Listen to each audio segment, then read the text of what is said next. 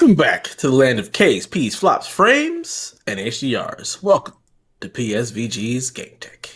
It is I, the self-appointed tech guru himself, Mr. Dat Ninja Dev, and with me, as usual, is the master of the deal, the eater of hype, Mr. Donnie Reese. How are you this afternoon? This afternoon, I'm on another cup of coffee, a much crappier cup of coffee, Dev. Not only did you stop me from my morning activities, but I ordered breakfast. I had bagels and a macchiato and everything delivered. And now I had the kids make this for me because we had to do this pretty quickly. And this cup of coffee sucks. You rely on your kids a lot. They don't know how to do anything. Like this, one, it's a half a cup of coffee. I wish I could point the camera. It's not even full. It's a half a cup of coffee. I asked for creamer, and I'm pretty sure they just put sugar in here instead. Do they listen? That's probably better than my kids would do. My kids don't listen at all. It's like a constant thing, man. Yesterday I was working on putting in a new Wi-Fi point in my mesh network, and I have an electric strip on the ground, like a power strip you plug stuff into, and I gave Jack the other end of it, and I said, hey, plug this in. And he looked down, and then he's tried to like crawl across the desk. I was like, what are you doing? Look down. It's right in front of your face. And I kid you not, he looked at the ceiling of the room. And I just wanted to smack the shit out of him. I was like, just go. Just go. I'll do it myself. Jack is inverted. I mean, that's clearly what that is, That's right? exactly what it is. Inverted. He like inverted controls. I couldn't believe. I told my wife, she was just like, when you tell him to do stuff, he just gets flustered and loses his mind. I was like, he looked at the ceiling. What do you mean flustered? The ceiling? He's just so nervous. What's going to happen when he gets a boss? Like, yo, I need that report today. I was like, who says, hey, plug this in? And they go, what are you looking for? I even asked him, I was like, what did you think you were looking for? He's like, he's just like, I don't know. Speechless. Yeah, he's like, I don't know. This is my life. This is my life. My biggest annoyance in life. And maybe, Dev, you're a little older than me. Maybe you can help me here. I wish Kevin was here. Nobody listens to me, ever, at all. Like, I will say things and ask for things or tell folks, and it's like it's just in one ear and out the other. It's just like Dad is just talking in the background. None of it resonates with anyone. My wife, my kids. It's gotten to the point now where I will go, like, hey, let's not leave trash in here anymore. And then everybody goes, and I go, repeat it back to me. They go, boxes here. Like, no, God, no. Yeah. As the dad, either you're the tyrant who rules with an iron fist and everybody just constantly lives in fear, or you're the complete, okay, Dad, pushover kind of guy.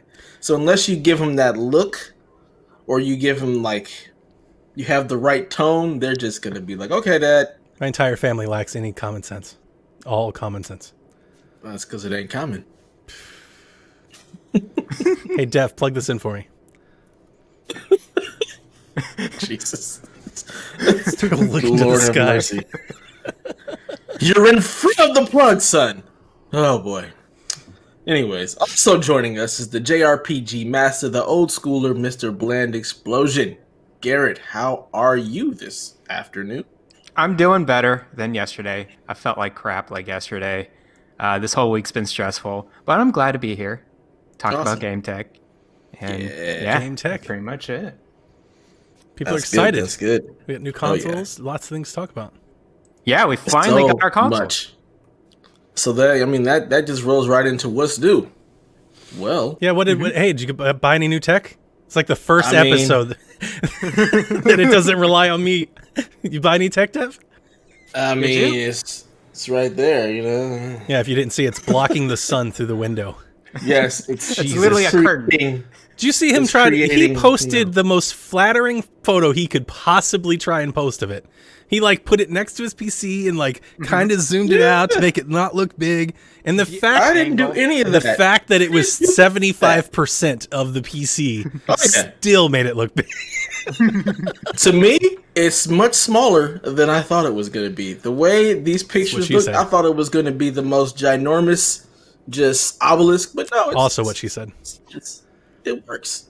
Also what she said. So, Dev, I want you to pick it up, and I want to see if you have to woggle your head around. Or I want to see you actually lift it with two hands. I want to see your arms. I want to see like do your muscles flex when you have to lift it. Like, do you guys understand the cable management and things? I'm not moving that PlayStation. This is where it's gonna be until the desk falls in. I'm afraid. I'm like, did you support it? it's gonna crack down. Would actually like flip. It would just be like. Dev, it's so big. It's comically large. It is.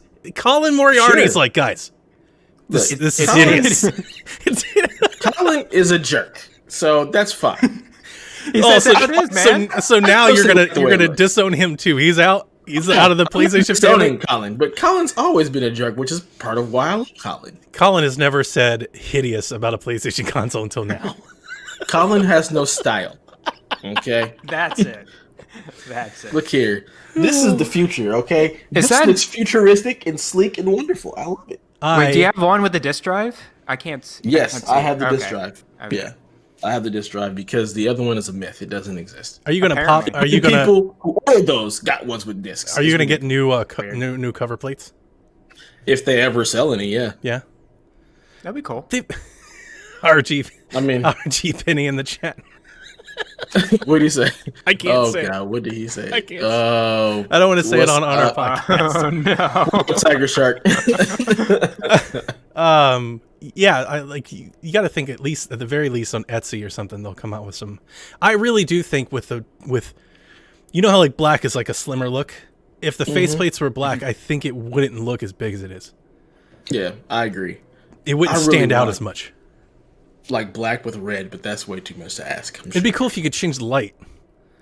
Yeah, that's what I'm thinking. Like if there was a way to change the light to red and throw on a black side plate, oof, I'd be in heaven. Mm-hmm. I would be in heaven. That would be better. The contrast with the white and black, it's weird to me, man. And even like the controller too. I know you like it. I like it. I feel good because when they unveiled this thing and everybody was losing their minds, I was on your show and I was like, yeah, I don't. And I still don't. I wouldn't. I when I saw it, I was like, Donnie's not gonna like this. But you know, you like your little sleek, boring black box. I like loud, vibrant, different. You know, I'm the Excedrin.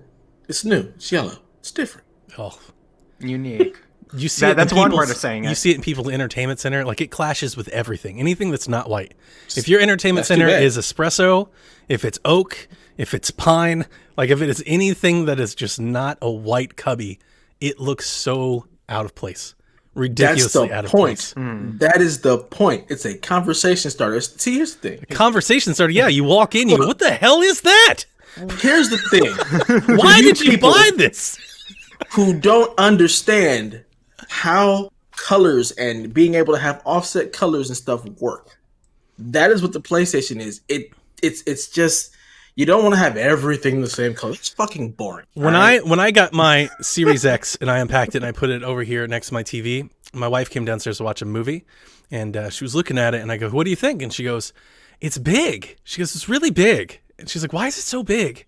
So I grabbed a photo of all the three consoles next to each other, the S, the X, and I was like, so here's what I did. Before I showed it to her, I zoomed in and framed just the S and the X. And I said, well, here's the two Xbox consoles next to each other. And she said, yeah, why don't we have the littler one? I was like, well, we're going to get that one too. And I was like, and then here's the PlayStation. And I slowly, we're going to get that one too. I slowly zoomed out and kept going. And she goes, why did they make that? You know, different strokes for different folks. I like my shit large. It is what it is. I bet you do. Yeah. I love it next to my giant PC tower, giant PlayStation. I'm all good. I mean, if I had a little obelisk, I'd be like, It does lessen your entire footprint. It makes your entire footprint look smaller just because they're all kind of similar giant size. Yeah. I'm okay with that. Loud, proud, large and in charge. Let's fucking go. I'm glad you really like it, man. I do want one. I liked it from jump. I want one when they make another one. Like, I want a PlayStation Bingo. 5. After hearing all the things, I want a PlayStation 5, but I'm still not willing to cross this line. I pray to Shuhei that they do not make it smaller, that Why? they make it bigger. Why? For spite. Purely out of spite. Pure spite. They've always made us no. slim. They've always made us slim. I don't care. I want, out of just pure spite and hatred. You don't want me to ever play just be large. PlayStation? I want you to be forced to buy a big ass I won't. PlayStation. Here's the thing. That's not gonna PlayStation happen. perfected. I kept hearing all this great stuff about Sackboy and this controller, and I was like, maybe. And when the pre-orders went up, like, I went to go look at it, and then the moment the page loads, and I'm like, oh shit, never mind. Like, I see the console, and I'm like, it's like I forgot about the console. Like, I see the console, like, I'm like, the form factor. that's right. It looks like It's this. so ridiculous that we're turned off from buying a console and having the experience because of the form factor of a box that's just going to That's sit not there. ridiculous. It's so ridiculous. That's a normal It thing. is. It's not ridiculous. It's absolutely ridiculous. No, it's- absolutely ridiculous. It would The be Nintendo was ugly. It would be ridiculous if if you put it like in a closet and ran the wires out through like a different room and they were never being seen. But you can't not see that giant thing, Dev. It's the size of your window. I can see it now. It's behind your chair. Like it you can't even cover it. You can put it behind your television and never see it. Oh no. Your TV's big enough. It's gonna stick out over the top. It's like these white spires Well- just above the television. You guys are just continuing my spite, and I pray to God they never make it smaller. And if you want to experience PlayStation, you gotta go big or go home. God damn it. What the hell did y'all get? This is a good segment. I bought 2 brand new consoles. I got 2 brand new consoles. The Xbox Series X, of course.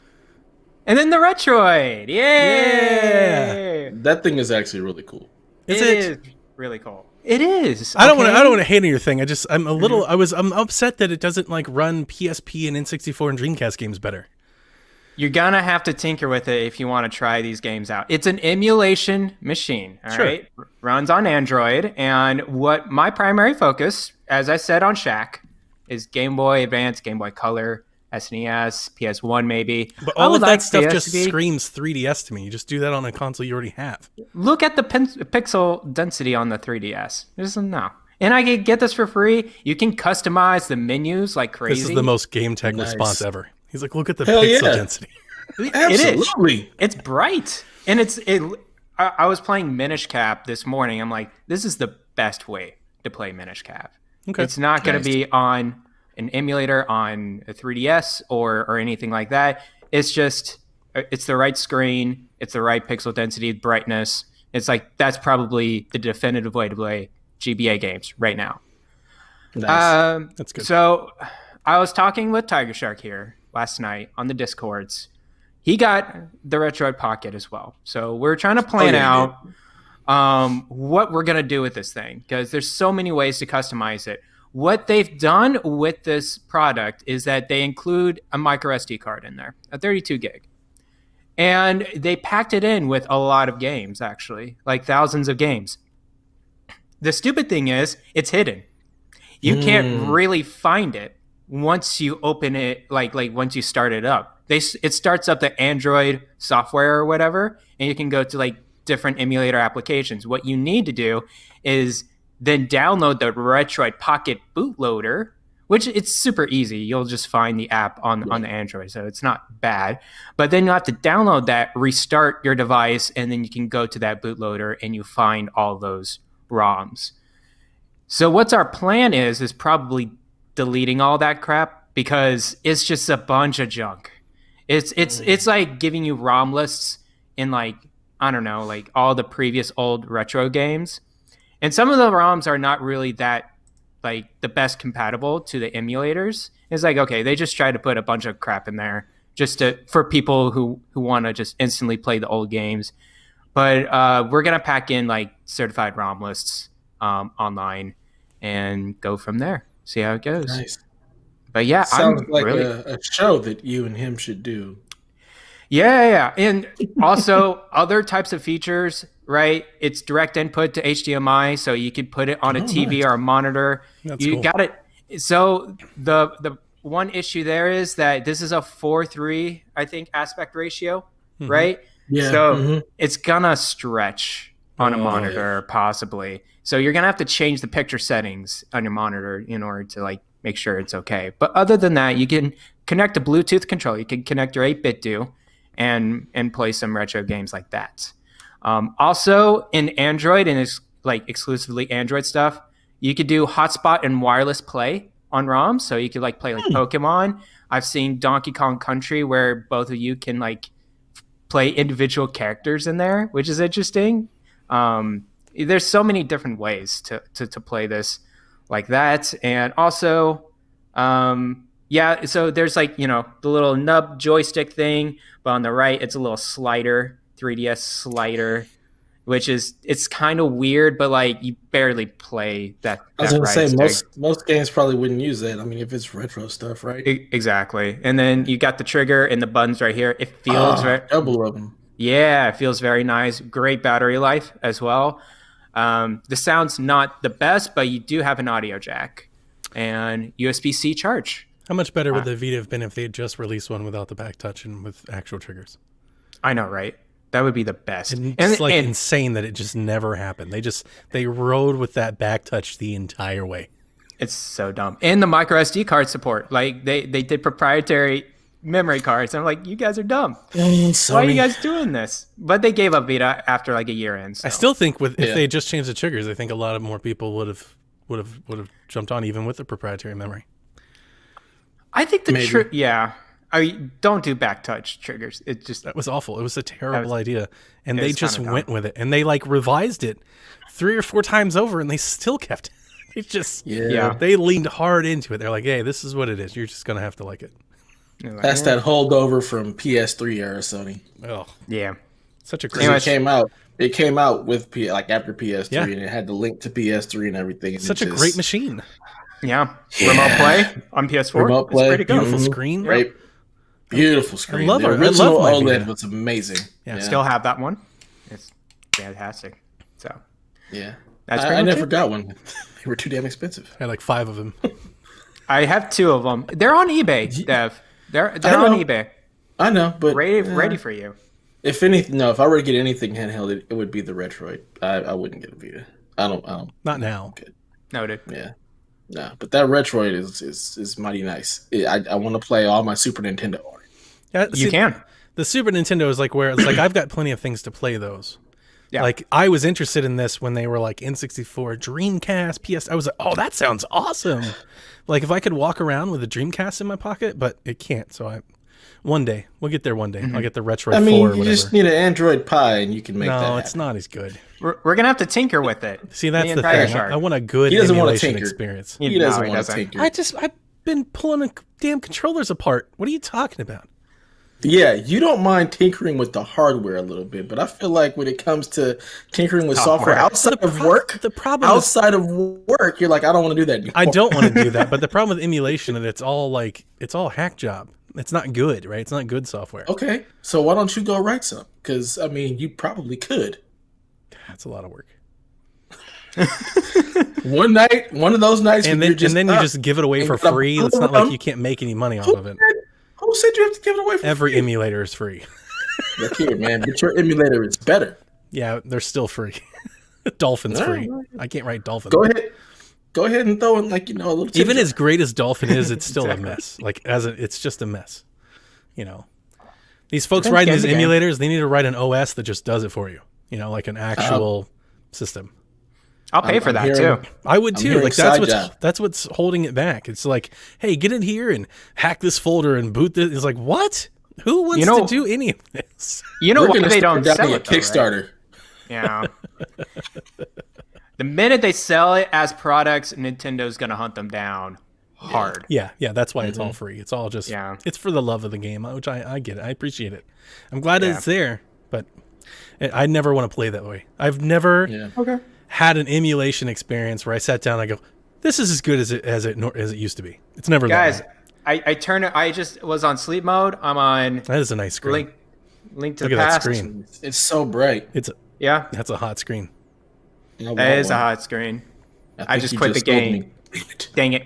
They're Anyways. cheap. I mean, that's a good thing about them. They're cheap. It's $80, right? Yeah, that's super cheap.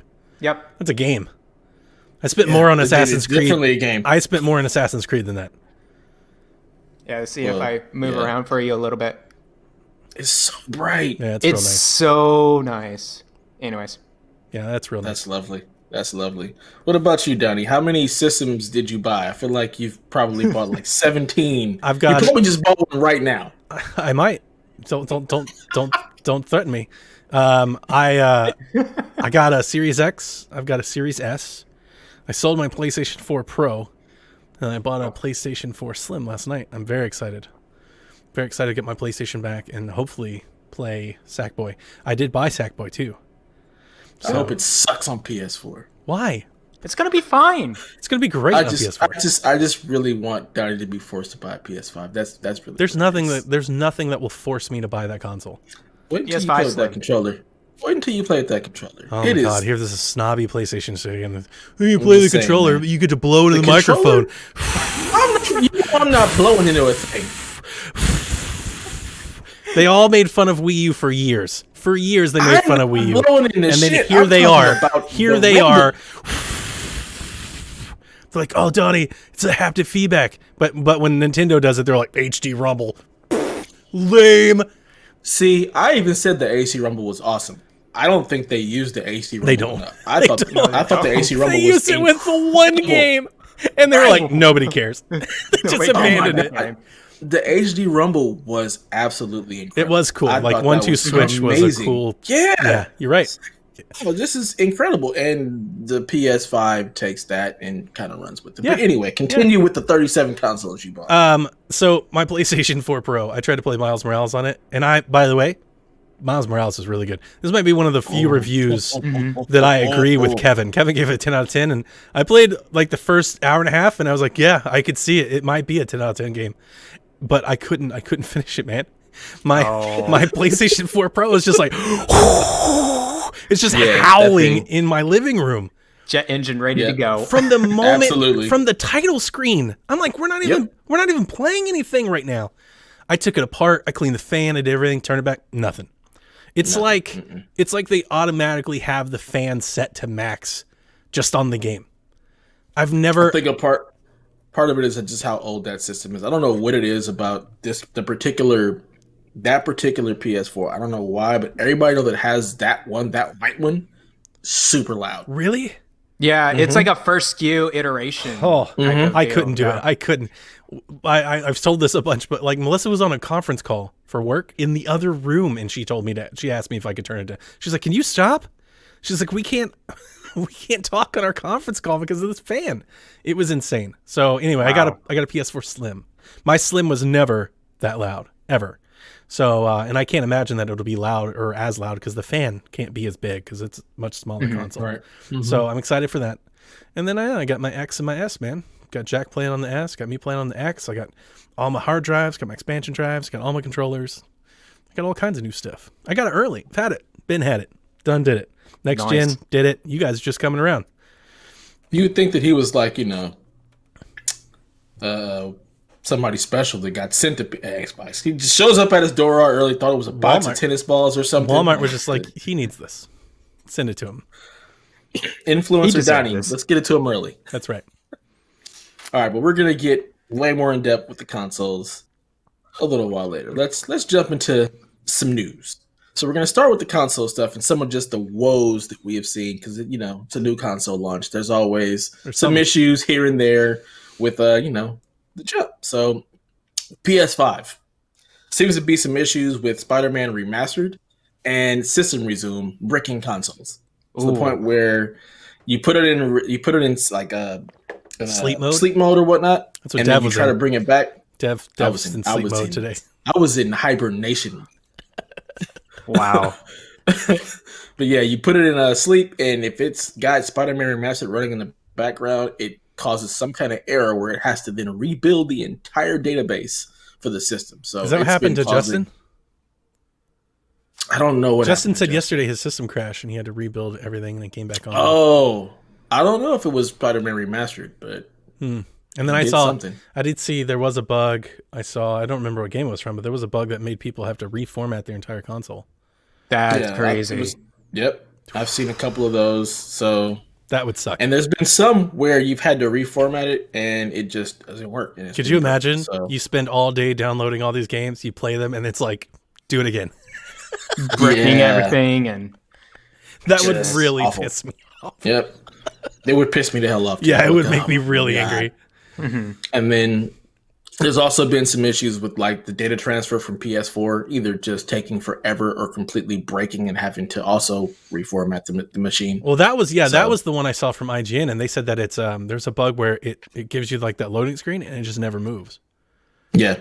You just sit there. And I could imagine if that happened to me, I would let it sit there for like a day. Yeah. Yeah. I would sleep on it and be like, it's still not moving. What are you transferring? Like I didn't do a transfer. You got to transfer PT, man. First of all, it doesn't work. So why? I know. I just wanted you to say it. It's work. PT.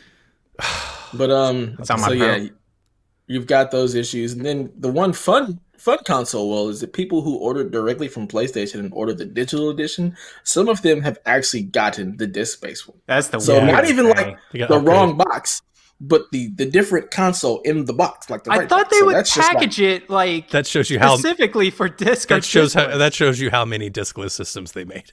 They just didn't. Right. We don't have enough. Just give them another one. Just give them the disc. Fuck it.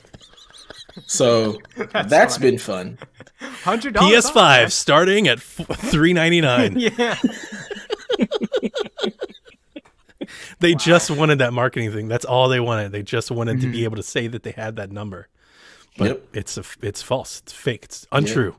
We made it up. Fake news. Fake news.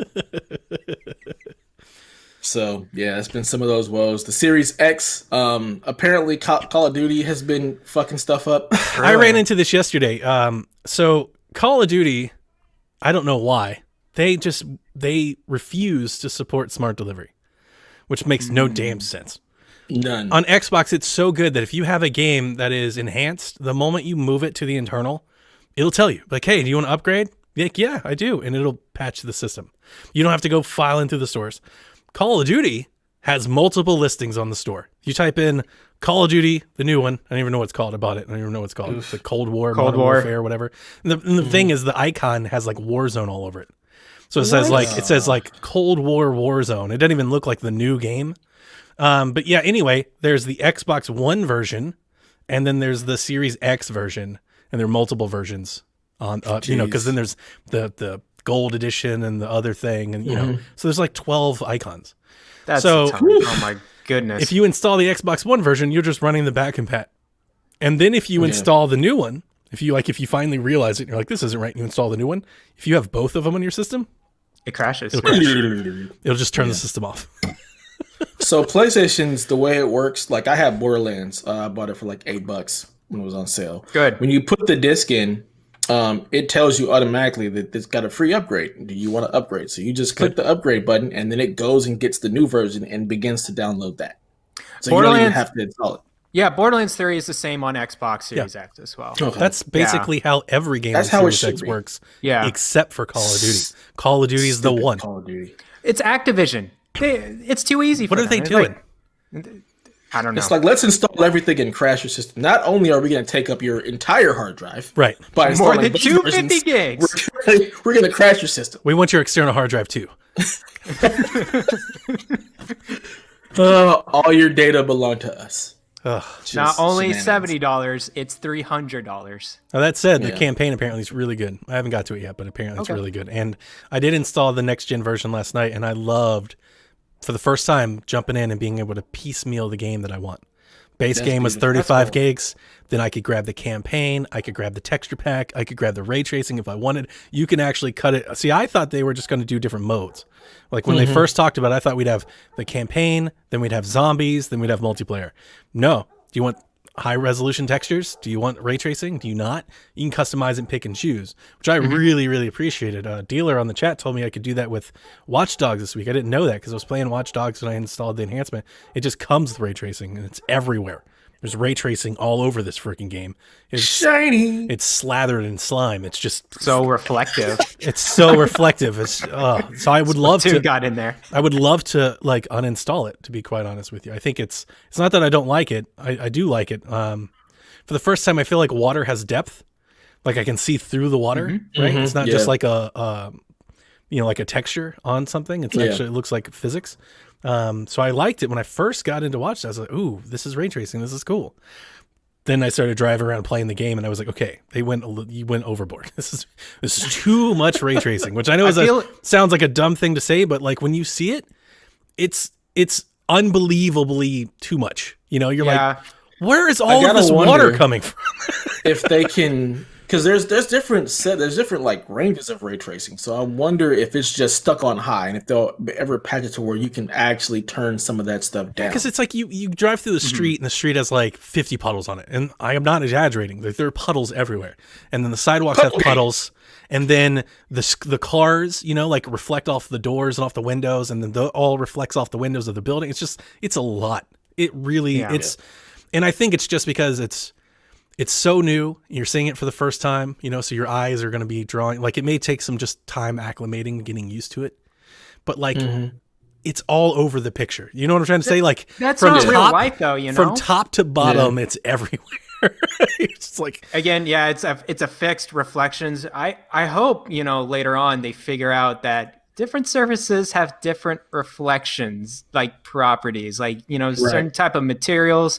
You can probably vary like how much it's. I'm excited to see what Call of Duty is doing with it, because I imagine Call of Duty is going to be more based on like explosions, maybe like a little rain and stuff like that. But yeah, I think Watch Dogs went way too far with it. It's like they're really trying to show you, know what this is. And it's like, just tone it back, cut it in half. Yeah, I'm definitely excited to see Call of Duty, what it does with it. Also, Battlefield when it comes. I think that's Battlefield's ray tracing on RTX is real good. Yeah. Ooh, Sinuous.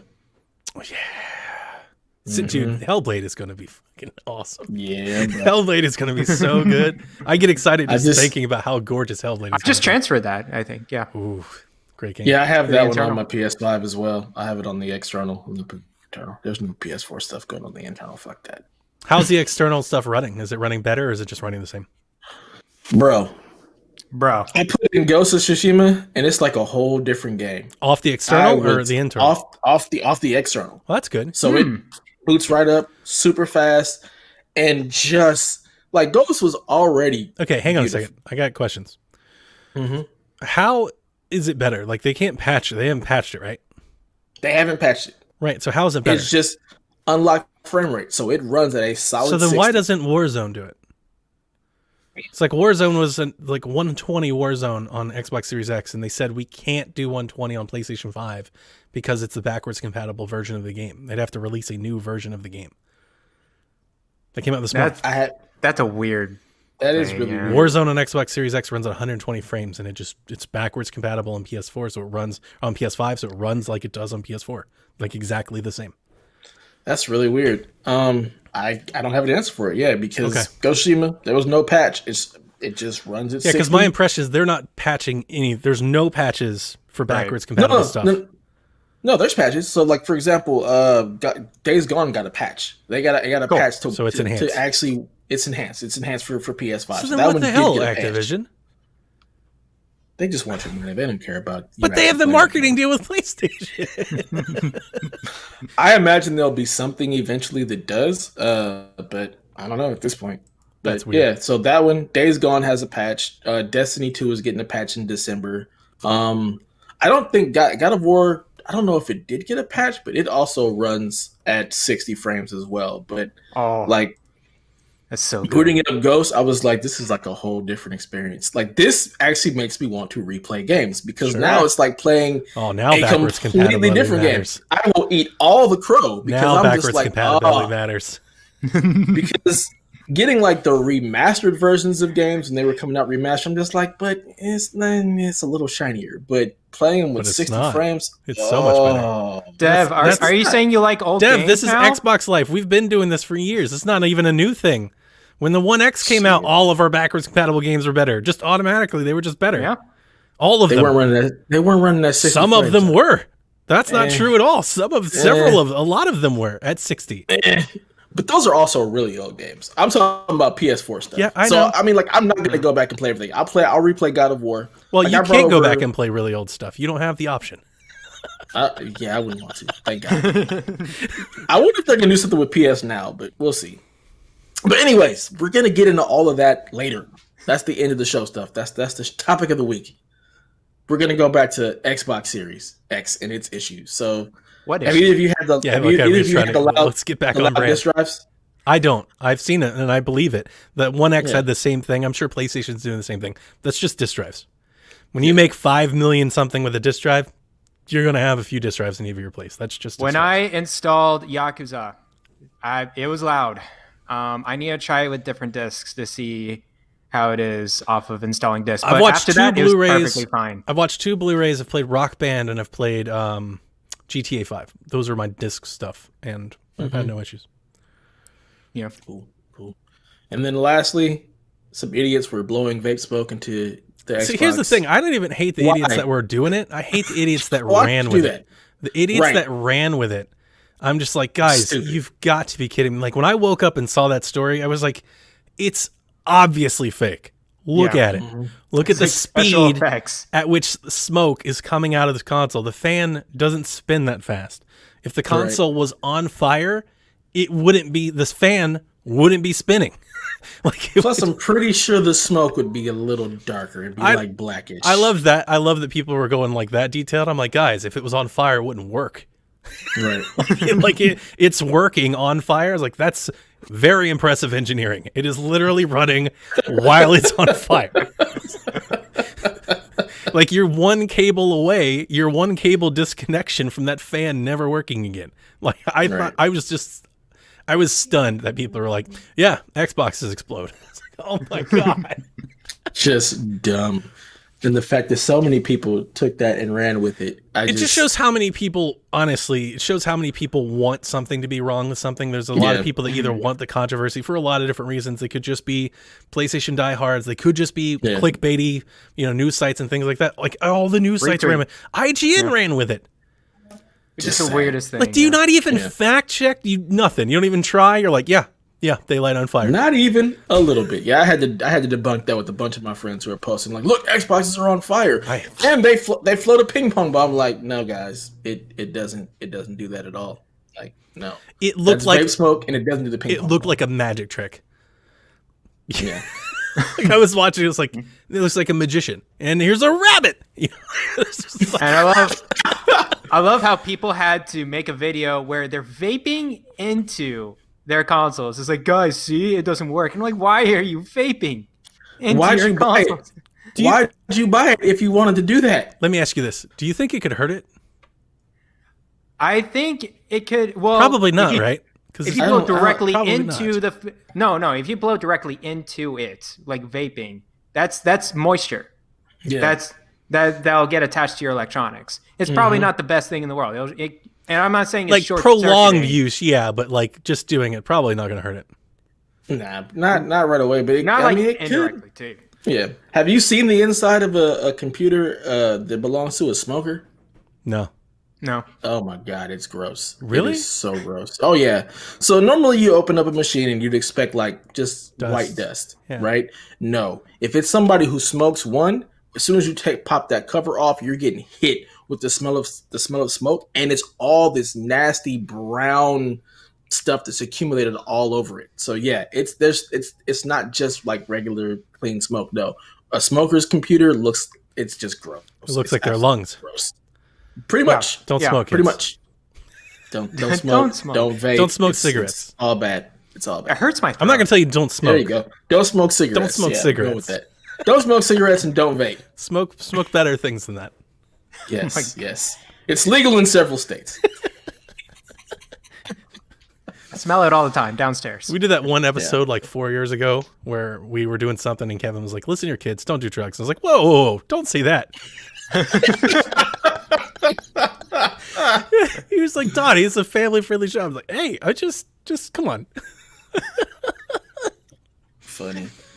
So yeah, those are some of the issues.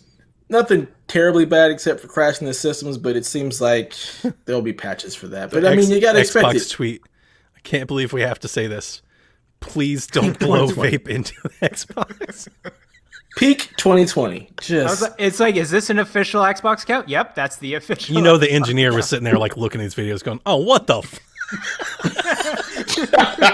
what are you guys doing? Right? Oh, man. Other things that we were running into, shipping and delivery day issues. A lot of people actually got them on time, but there's been people who was like, oh, yeah, no, you're not getting yours till way later. So I didn't get Kev's till yesterday. Sucks. Dang. I turned his around. Lane still hasn't got all of hers yet either. So I know Chris McCracken over at MTGG has been waiting for his. Was supposed to arrive on the 12th, and now it's just like at some point. So jeez, that kind of sucks. Yeah. And apparently you're able to find the X and the S sometimes, luckily, in the store. Like there have been reports of people being able to go in and there it is. Yeah, that doesn't surprise me. But the PS5 is just like gone. I really appreciate that Xbox doesn't publish numbers now, because I think all it does is just drive like fanboy wars. So I actually wish everybody wouldn't. But I would love to know how many have been made, because I have this impression that it appears that Xbox has made more units. It feels like they're more available. And I'm not sure if it's just demand. It could be, but I don't think it is, because Xbox was in really high demand. It's selling out. So it's not like the demand isn't there. It just feels like they're more available more often. You know, PlayStation had like that.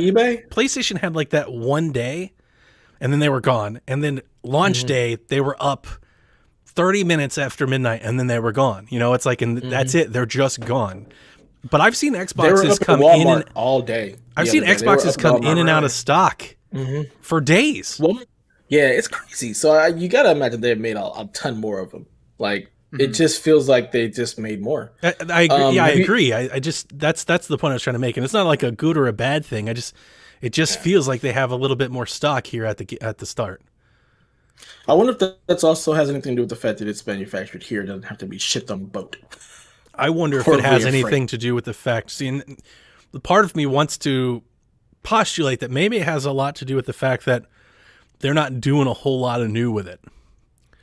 Maybe that's helped them get to manufacturing more or faster, possibly get started, because the controller's basically the same. It's the same components. It's the same stuff. Right. Like a lot of the Xbox stuff is the same with better CPU, better GPU. Yeah, I'm just wondering if it was almost like an economical way of looking at it, that they're just kind of repurposing some stuff, and maybe that's helping them in the manufacturing process. Or, like we had those early reports that PlayStation was having some yield issues. Maybe that has something to do with it. Yep. Does the Xbox, is the hard drive, the internal hard drive, replaceable, or is it also just like soldered on? It's replaceable. I think I was just watching it the other day. Yeah. I think it is. I know it's replaceable. I don't know if you'd have to solder or not. I don't think so, but I'm not 100% sure. I don't remember. But getting there is going to be much harder than, It has metal flashing over it, but you can pull the metal flashing off, and you can actually remove the SSD. It is replaceable. But I remember somebody telling me it wasn't. The video I was watching that was breaking down, they said something about it not being easy to do. It's not like a plug-and-play port. You can't just pull it out and put another one in. Yeah. But I also don't think you have to solder it either. Okay. Yeah. Yeah, because if it's a replaceable part, then that's going to be a lot easier to come by than whatever the hell Sony's hard drive is. Because Sony's hard drive isn't a typical drive at all. It's a soldered on that motherboard, and also the liquid metal. That's a very unique, weird thing to do, and like they don't even do that on PCs. I got PC Magazine here. It says Series X uses an easy to replace Western Digital M2 SSD. Okay. It's slotted into the motherboard and covered by a copper heatsink. Oh, you can easily get those pieces. Yeah, you can easily get those parts. So that could also be part of it. Yeah, they're showing it now. You can pop it out of their little casing. Oh, nice. Have either of you gone to eBay to see if there's a ton of Xbox Series on eBay? Because apparently eBay is flooded with PlayStation 5s. Oh, I'm sure. I saw that. So I'm just wondering if that's another thing. Scalpers. That's causing the shortage. Like the scalpers are only targeting like the PS5 because they're at Xbox for some reason. They're not. 5,864 results for Xbox Series X on eBay. Okay. And I saw a money for picture PlayStation. of someone that had like 30 PS5s. I saw the same thing. Disc, and I'm like, you got to be kidding me. Like, just assholes. Just anytime I you hate have the be there. stopper thing. anytime you have something in demand, people are going to try to make a buck.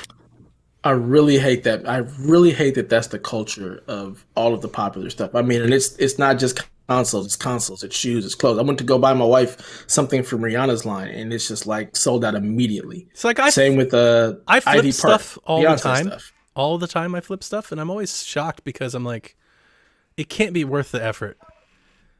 You know, like you buy a console for $500. Let's say you buy 50 of them and you flip them for $750 each on average, and then you've got to ship them and take care of them and make sure that they get where they are. Like that is a lot of work for a couple. That's grand. a job.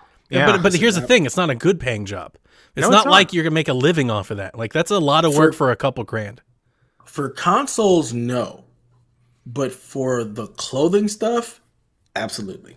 Yeah. There are people that will flip shoes, and shoes go for way more than what you actually buy in retail. Like a shoe you buy at retail for 100, 150, maybe 200, you can sell for quadruple that. And people will buy them, like the collectors, like the shoe and clothing thing. People literally, it's jobs, and they use bots. They'll sign up for these different sites that will host bots, and you get a ton of them, and you flip them all. Yeah. And you make thousands of dollars. It's insane. Wow. GPUs double right now. That's a hot item as well. You can make a few quick bucks off of that, but there's so few and far in between. And the shipping of little things is a lot easier than shipping the that's true. monolith that is the that's the thing. PlayStation. Yeah. That box is large. You're gonna be paying Jesus. $40, $50 just to ship it, probably. Yep. All right, moving on. Stadia. Everybody got if you were a YouTube premium sub, you got a free Stadia. This can't be Apparently. good, right? I can't think that it is. They're just trying to give away stock at this point. There are people Yeah. that are trying to spin this as like a good thing, and it's like any reasonable person knows if you're giving yourself away, like it can't be good. Yeah. They're getting rid of the stock. How many did you get, Donnie? 4. 4. I got one. Wow. I have a YouTube family plan for YouTube and music, and I got one for everybody on the plan. I tried the deal yesterday with premium 1 month free. It's like, nope, this deal's over. I'm like, oh, okay. It's because I got 4 of them. Because Yeah, right? many Just people have just like the you one. got 4 of them. Yeah. I don't even know what I'm going to do And with it's- them. I'm not going to play Stadia with it, but at the very least, as I was saying in the chat, the cables alone are worth getting them for free. Like the power cables are fantastic. They're great power cables. And also, I do think the Stadia controller itself is a great controller. It is very nice. Even if you don't use it with Stadia, it works perfectly on most Android platforms, wirelessly and wired. So Chromebooks. Oh, that's so nice. Chromebooks, Androids, like it's a beautiful mobile controller. It's worth that alone. For free, it's worth that alone. You don't even need to play Stadia. Just use it and play GTA 3 in a Chromebook or something. That makes it worth it. Yep, mine is still in the box. Haven't even opened it. It's just I was like, free, sure. Oh, and I'll that's take right. It also comes with a Chromecast Ultra. Yep. Really? Oh, that would have been nice to have. That also has value. And it's not even just like the regular Stadia. It's the Stadia Premier bundle. So it's just like that's just how many of these Wow. they're sitting on. So They I were now selling have that for the Premier $100, bundle. right? I think it's 80. The 80? founders, Oh, it's 100. the founders was 100. No, this one is 99. If you Are go you back sure? and look at your receipt, it's 99. Wow. So the Premier is that's 99. ridiculous. The Founders was 119. Oh, that's ridiculous. Yeah, I mean, so it's- I've got both. I read this, and I don't mean to just throw shots at Stadia, but my initial read on this was they must have a really, really dwindling player base Yeah. for them to just like flood, because it wasn't just one country and it wasn't like for an hour. This was multiple countries. It was an international program that was up for several days. Yep. That can't think that B-Mox can't be hit us good. up. That can't be Yeah. good. That means they're sending out thousands of them, and that makes me think that like just nobody's playing Destiny. Like nobody's playing anything over there. You know, like they can't get players, let Destiny alone is an subscribers. interesting one. People were playing on Destiny, but it was mainly the PvP crowd because, the lack of being able to cheat. So you had a lot of that, but with the PS5 and the Xbox getting the patch that allows 60 frames, everybody's coming back to actual consoles to play. How long Destiny. until they So launch an a la carte service like Luna? they need to do it ASAP? You think If they they do it wanna by the? compete. You think they do it by the end of the year? Hell no, Google's stubborn. It probably won't be I know. until like 2021. They're stubborn as hell. They summer. don't want to admit they're wrong, As a but they are. dying gasp. totally wrong. They've got to change. Yeah, I don't know what they're thinking. And the sad part is, like, it's not a bad service. Like, it works. It does. It's a good service. The way you guys have it set up, just it doesn't work for streaming.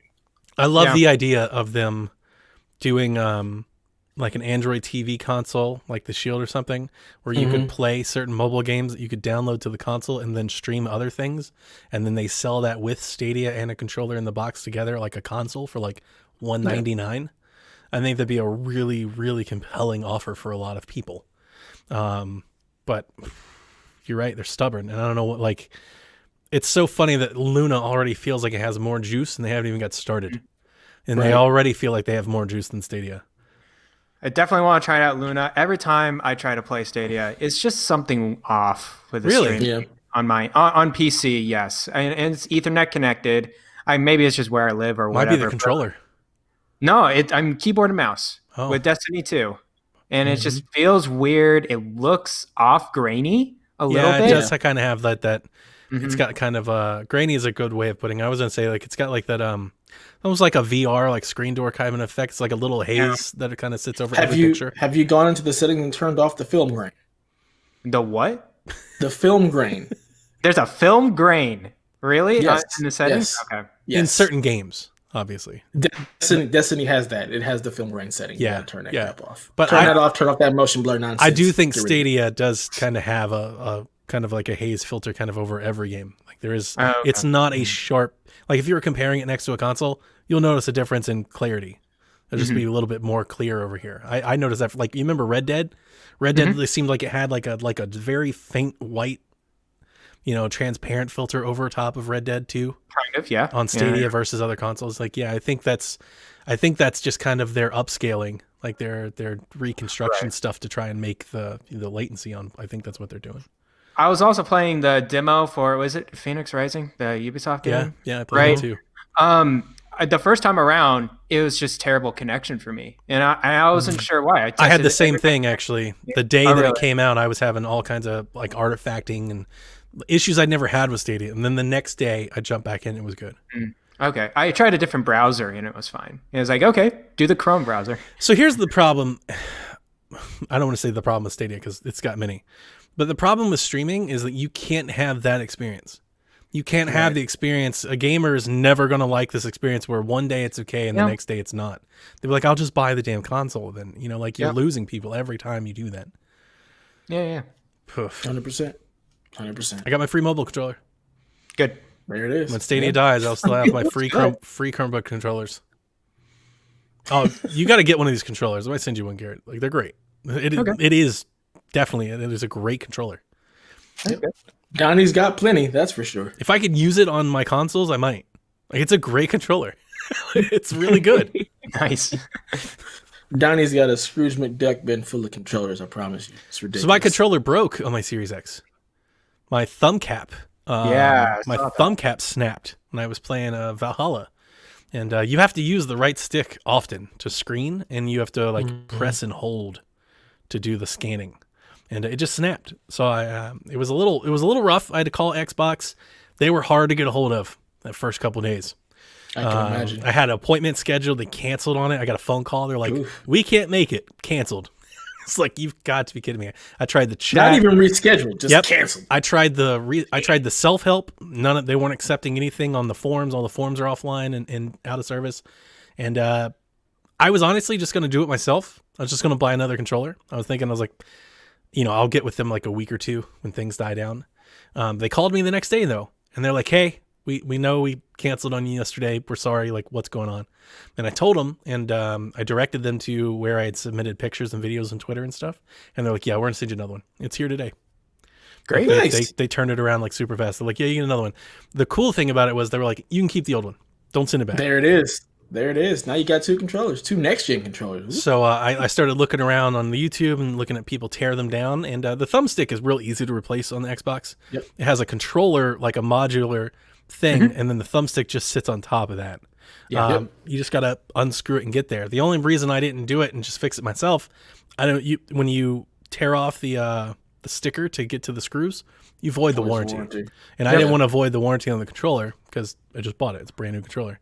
Yeah. And I told them that. I was like, look, I could fix it, but I don't. And they were like, no, don't worry about it. We'll send you another one. And I was like, oh, then I'll void the warranty on this one. I'll fix it. So now I have 2 controllers.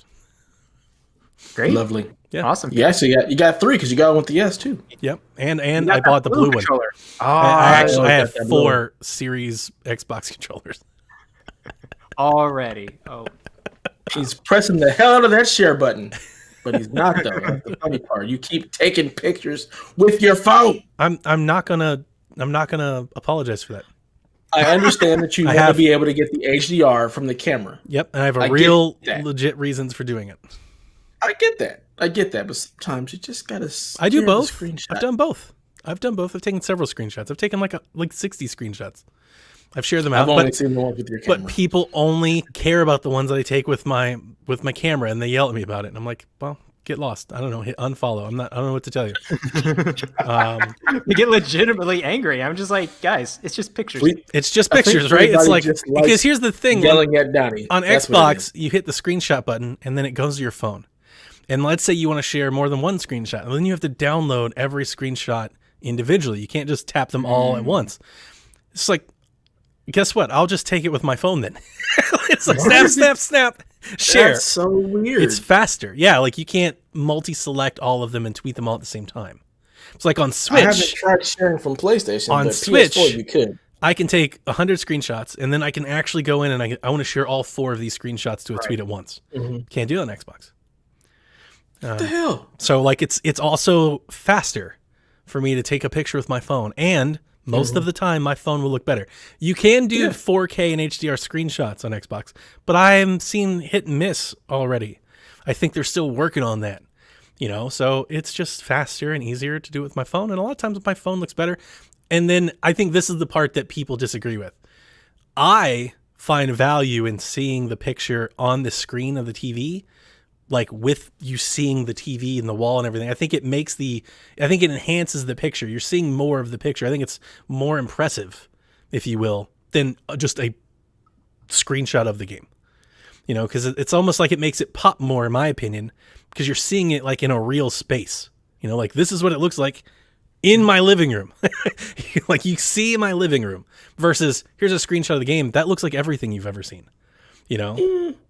I like the gametography aspect. So I like your thing, what you do, where you can actually take, the living room and everything. But sometimes I want to see like that gametography, Yeah, I think unlike the gametography, I think my pictures are a better representation of what you can expect because you see it for real. It's like walking into Best Buy and seeing the TV. Seeing is believing. That's it. Like you see it. Like this is what it looks like. Not without the filter and the thing, and it's been posed exactly. It's like, yeah, you can take that photo, but you're not going to see that when you're playing the game. I want those photos. Yeah, I don't care anything about game photography, anything. No shit. Why do you have the share button again? I do like it. It's much better with clips. 1,000 times better with clips now. Oh, with really? The share button. Yeah, that's been. Do you hold the share button to clip it? So Is that it? you press the screenshot, hold to clip, double tap to open up your captures and actually get into your manage. Nice. So you just double tap and your whole screen will pop up and you can pick and choose what you want to do and everything. And then if you're not using the Xbox app, now every time you take a screenshot or a clip, it automatically syncs to your phone. So if you've got the Xbox app, you can manage your captures from your phone. So you don't have to sit there and try to type in a message with the Xbox controller. You can just do it from your phone.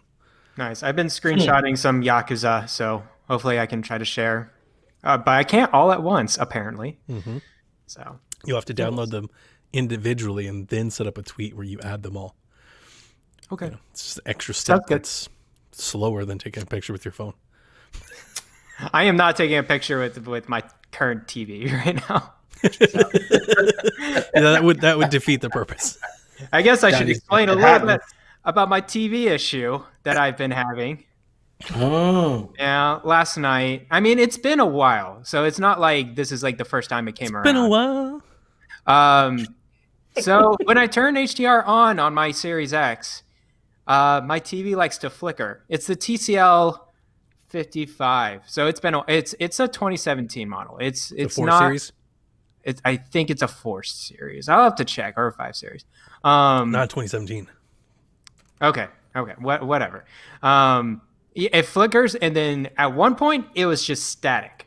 I'm just like, it reminded me of the CRT days where you find just static and like it's 4 series. Okay, and I couldn't go back. I go to the TV menu, everything's fine. It was just whenever it goes to the Xbox, I turned off the HDR, everything's fine. And I looked up online what the issue is. Apparently, a lot of people do have issues with this TCL TV lines, like every so often, where they get flickering, they get weird things with HDR, and no one has a solution to it. So they're not going to patch it. They're not going to fix it. Nope, it doesn't look like it. I own 3 TCL Roku TVs. I had 4. Replaced it with this one. I can 100% tell you their customer service is garbage. That's what I heard. It might as well not even be customer service. They will help you none. Right. That is so, a Garrett, cheap outfit at best. Yeah. Can I interest you in this LG NanoCell 85? Can we get you in one of these today, Garrett? I was going to take. We've got 24-month no interest financing here. I at see it $4.99, no less. I see it on sale. $4.99's good. That's where I got mine at. I could get an 18-month financing and like. I got mine at that, and it was open box. Like, you're getting a hell of a deal. Yeah, I know. It's just a matter of my life situation right now. Do I really? Yeah, you do. I get a Don't TV? be Kevin. Don't be Kevin. What can we sell? You can sell some stuff. Don't right? be Kevin. Listen to you. You're being Kevin. Don't be Kevin. Like, that's the choice here. The choice is: do you want to be Game Tech, or do you want to be Kevin? I don't really want to be Kevin right now. Nobody does. Kevin doesn't want to be Kevin. We love you, Kevin. I remember I tried to get Kevin into a new TV last year, and he got like another one of those Fire TVs or whatever. I was like, come on. No, next TV is going to be a go big or go home type of TV. So. He likes it. I don't want to hate on him too much. He's got his little, his little PC setup and everything sitting in his little dry room wall. Mm-hmm. Kev's happy. That's all that really matters. He doesn't care about the K's, the P's, or the flops. He's just like, doesn't. I'm just here playing games, and I'm enjoying them. On his Xbox One S. That's true. Okay. And his PS4 base. As long as he's still PS4 base too. Care. He's still PS4 base. He doesn't care. That's fine. I still play games 4K 60, so Yakuza is gorgeous. I just love it. He was in the chat the other day, Dev, like trying to talk Garrett out of buying a TV. He's like, "You don't." I was there. He was like picking me on, like, "Oh, but you bought this. Oh, you bought that." And I'm like, "Cause we play games. Like, what else are we gonna do? Not buy games?"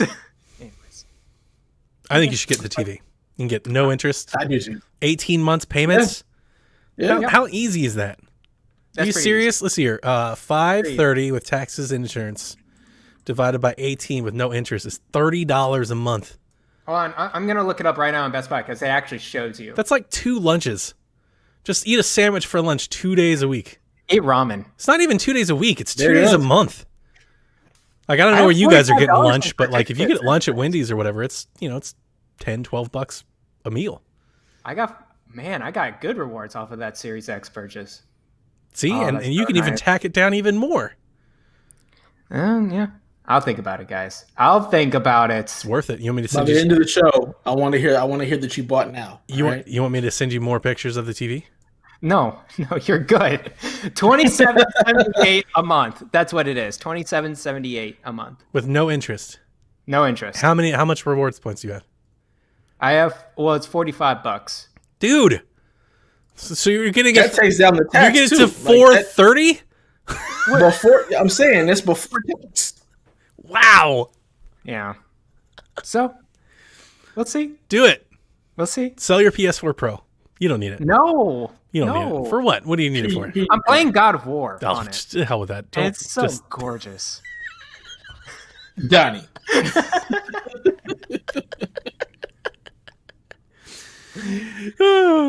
No, I love that game. Anyways. Right. I'm good. Well, I was going to go into the Ryzen 5000 series. Who cares? And how amazing it is. Oh. But I'm going to let Garrett do that because he has been paying it way more attention than I was. Let's just give it a quick overview. Quick overview. Ryzen 5000 CPU. Donnie, are you tired over there? This is game tech, you son of a... Ryzen 5000 series, the CPUs, they are there. They're destroying Intel. And yeah, they are. I'm all here for it. People are saying it's the best CPU we've ever seen. It's wiping out Intel's gaming advantage because it's better single core performance. Even their lowest CPU line, 5600X, $300 is better than their Intel, the 10900K. How much did you pay for that, Devin? How much did you pay? I didn't buy a 900K, I bought a 9900K, and I paid $349. Okay, so then right. Yeah, the next series that would probably be another $100 or $200 more. Jeff Grubb loves these things. Yeah, we've been talking about them all week. The major thing about it was that I looked at performance benchmarks and I listened to different shows. There's different kinds of performance enhancements, like from outlet to outlet. It could vary between like on par with 10900K to like way better, like 30% better. And what people are finding out is it's different RAM configuration. You need kind of like the better RAM with that Ryzen in order to get the full potential of that power. So if you're getting one of these Ryzens, get new RAM with it because it's going to be pretty good. It's a 24% uplift from the previous Ryzen series as well. Yeah, it's pretty big. Garrett, it's pretty big. They have open box LG nanocells at 454 and 424. Not if they don't have the open box in his area, though. Sometimes you can't. I'm just saying you could look that up too. We are talking about the Ryzen, and it needs new RAM. I've told everybody if you go AMD, get 3600 speed RAM. At least. You gotta do it. You gotta do that at least. Yeah. They've got faster, but 24% is a pretty big jump. It is. And it's going to be only better next year with their 5-nanometer node architecture. Ryzen, AMD, they are on a roll. They put the corporate side to engineers, and the engineers are like, we know what to do with this hardware. You reiterate it as much as you can and just build upon it. Yeah. So, and it's only better out here doing a thing. Yeah. Yeah. Only better for consoles as well. Guys, I mean, like, I bought an Intel processor 2017 because that was the norm. It's not the norm anymore. Like, a full red build, I think it's fully capable now. And we're seeing with NVIDIA's GPUs, like the 3080s and 3090s, we thought there were really big enhancements, and they are. They're better performances, but you're seeing the games and the frame rates and it still takes quite a hit on the 4K resolution. You need DLSS. You need all those sorts of things. So maybe a red build with that, what's it called again? Is like Smart Shift or something? Or when they connect the CPU and GPU, that can make the difference too. It's like absolutely. Yeah, 10% faster on your frames per second. So I'm excited, guys. I think I want to build. I think the next build is gonna be a Ryzen. Like, I'll get a new motherboard, new RAM, and then the Ryzen CPU. I mean, with Intel, you were going to need to get a new board anyway, so might as well make just the shift. Make the switch to AMD, get the new board, get the new processor, check out the combination of the GPU with the CPU, and AMD has been slowly just taking everything from Intel, and now they're catching up to NVIDIA. I just think AMD is where it's at. AMD is in our consoles. Yes. AMD is pretty much in anybody who's a gamer right now. They're looking at AMD processors. AMD is just is making a killing. It's getting there. So exciting. Now we need them in stock, actually, and available to purchase. That's a whole other issue. Yep. That wasn't so bad, right, Donnie? That was a good segment.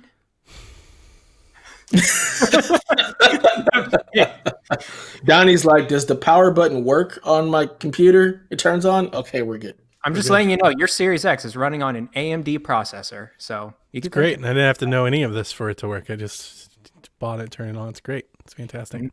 Yeah, AMD. All right, so let's for real get in depth with these consoles. So as I stated before, it's not just the back compat. It's the back catalog boost that just actually completely blew me away. So I'm going to eat all the crow. Well, what happened to the generations? Fuck generations. Starting a new thing. That's what Starting Sony over. said. Sony said, we don't care about these generations. I'm never going to let this go. Ever. Yeah. They just run amok. Never. Ryan. The Discord, the around and around and around the Discord that we did for 5 months this year, where I was all by myself having to listen to this mess for all of this to come back, and he's going to come tell me about Ghost of Tsushima on PS5? Oh my God, it's glorious. This is ridiculous. And it's because I'm still playing Ghost because of Legends. And I was just like, oh, this is like, it's a whole new game. So I'm really excited to see Gears, that. man. I'm really Gears, excited to see God of Forza. War. I don't care about Gears. Gears can Dude, kick rocks. Forza looks great. Yeah. Yeah. It's amazing what they've been able to do. Like, they've really... Ori. really Holy been dude, Ori. 120? Oh, dude, I'm that's one of my. All right, I don't want to interrupt you here, but my biggest takeaway from my Series X in the first week, although I admit I'm playing mostly Valhalla, is the performance. All across the board, game performance is 100%. unparalleled, and it is immediately noticeable. And you just feel so much more in control of whatever you're controlling on screen. Like, it's just faster, smoother, more fluid, all of it the entire time. I feel less, definitely you see less frame drops, but you see less like any like jerkiness, like with the controls or any like pop in or stutter. Yeah, that's what I'm looking for. Stutter. None of that's there. Super smooth the entire time with every game, always. And that just in that leap, that increase to be at that level is astonishing, because we've seen games get there on the other consoles, but it's games. It's a game by game basis where they stand out. Now it's just norm. It's just everything. Ori at 120 frames a second feels like a new game. And I didn't expect to say that. It's not like 120 wasn't almost immediately noticeable until I started like jumping around and actually playing some levels. Yeah, it's 1-to-1. Like, you feel the moment you move the stick, the moment you press a button, it's happening. The very instant. It is so fast and in sync with what you're doing. Ori blew me away. And just Welcome. Welcome to PC level. In just that immediate moment. PC, man, 144 hertz. It's beautiful. It's really, really good. I'm excited for people who will finally realize what the hell we're talking about when we say the frame rate matters. Like, it is a different experience. It feels so much better to play. Takeda was in Xbox room and he was like, I can finally stop giving dev crap about this frames because, man, it's legit. Valhalla is a lot better than Watch Dogs. Like, I'm a little upset that I can't turn off 4K ray tracing. Like, get rid of the ray tracing and let me up my frame rate. I can tell a difference. In Assassin's Creed feels like it's playing so much more smooth and so much faster than Watch Dogs is. Watch Dog kind of feels like you're playing it on the old console. It's what it feels like. It's like, like you can tell a difference. I can tell a difference. I think anybody, when they really sit down, anybody who says they can't tell a difference between 30 and 60 frames per second is lying. 30 is fine. It's okay. Like 30 when it's stable is fine. It's fine. It's fine. But it's not as good. It's just not as good. And when you can have as good, you want as good. It's like I will give up the ray tracing for 60 right now. I don't think we have to. I don't like that we have to, but I will. Right. People don't realize that the 60 frames also makes the game look better. Yeah. Like, people don't realize that the 60 frames makes the game actually way sharper. You don't have like that. That's what I was saying. Like, you don't have like that blur kind of thing when you're moving real quick and stuff. Like, all of that goes away in the picture. That's the thing with Gears. The picture's just locked. It just looks super sharp all the time. It doesn't matter how fast you're moving the camera around or anything. None of that's there. I was playing Gears on PC. Totally same experience. It was like, that's a completely different game than Xbox One version. So I'm happy. I'm happy that they've gone to this level with the consoles now, and it's only going to get better from here on out. Absolutely. Yep. Absolutely. Like, we're only in the very beginning, and we're seeing the performance increase and how much better the games play. And this is the very beginning. Ooh. It's only going to get better. RDNA 2 isn't even unlocked completely on Xbox Series X. Dealer said nobody's using any of the advanced features. Yeah. Nobody's even using the actual development kit for Xbox except for one game. Said, right? And it's not out yet. Like, their new game OS is just now being published. Like tools are just now coming online because a lot of people are still, all of the games, all these ports that we have on Series X were made off of Xbox One dev kits. Yeah. Wow. So like that's what we're talking about. Like that's what I was talking about. We're saying games are being held back.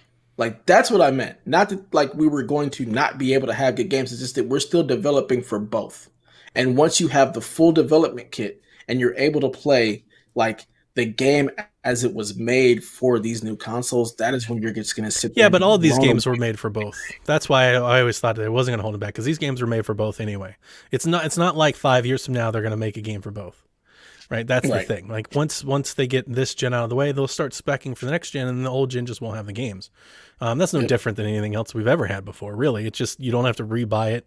Well, not everything, but on Xbox you don't have to rebuy it again. That's really the only main difference. But I wanted to ask you, since it's a Game Tech show, what do you think about the Xbox really kind of outperforming PlayStation's SSD here at the start?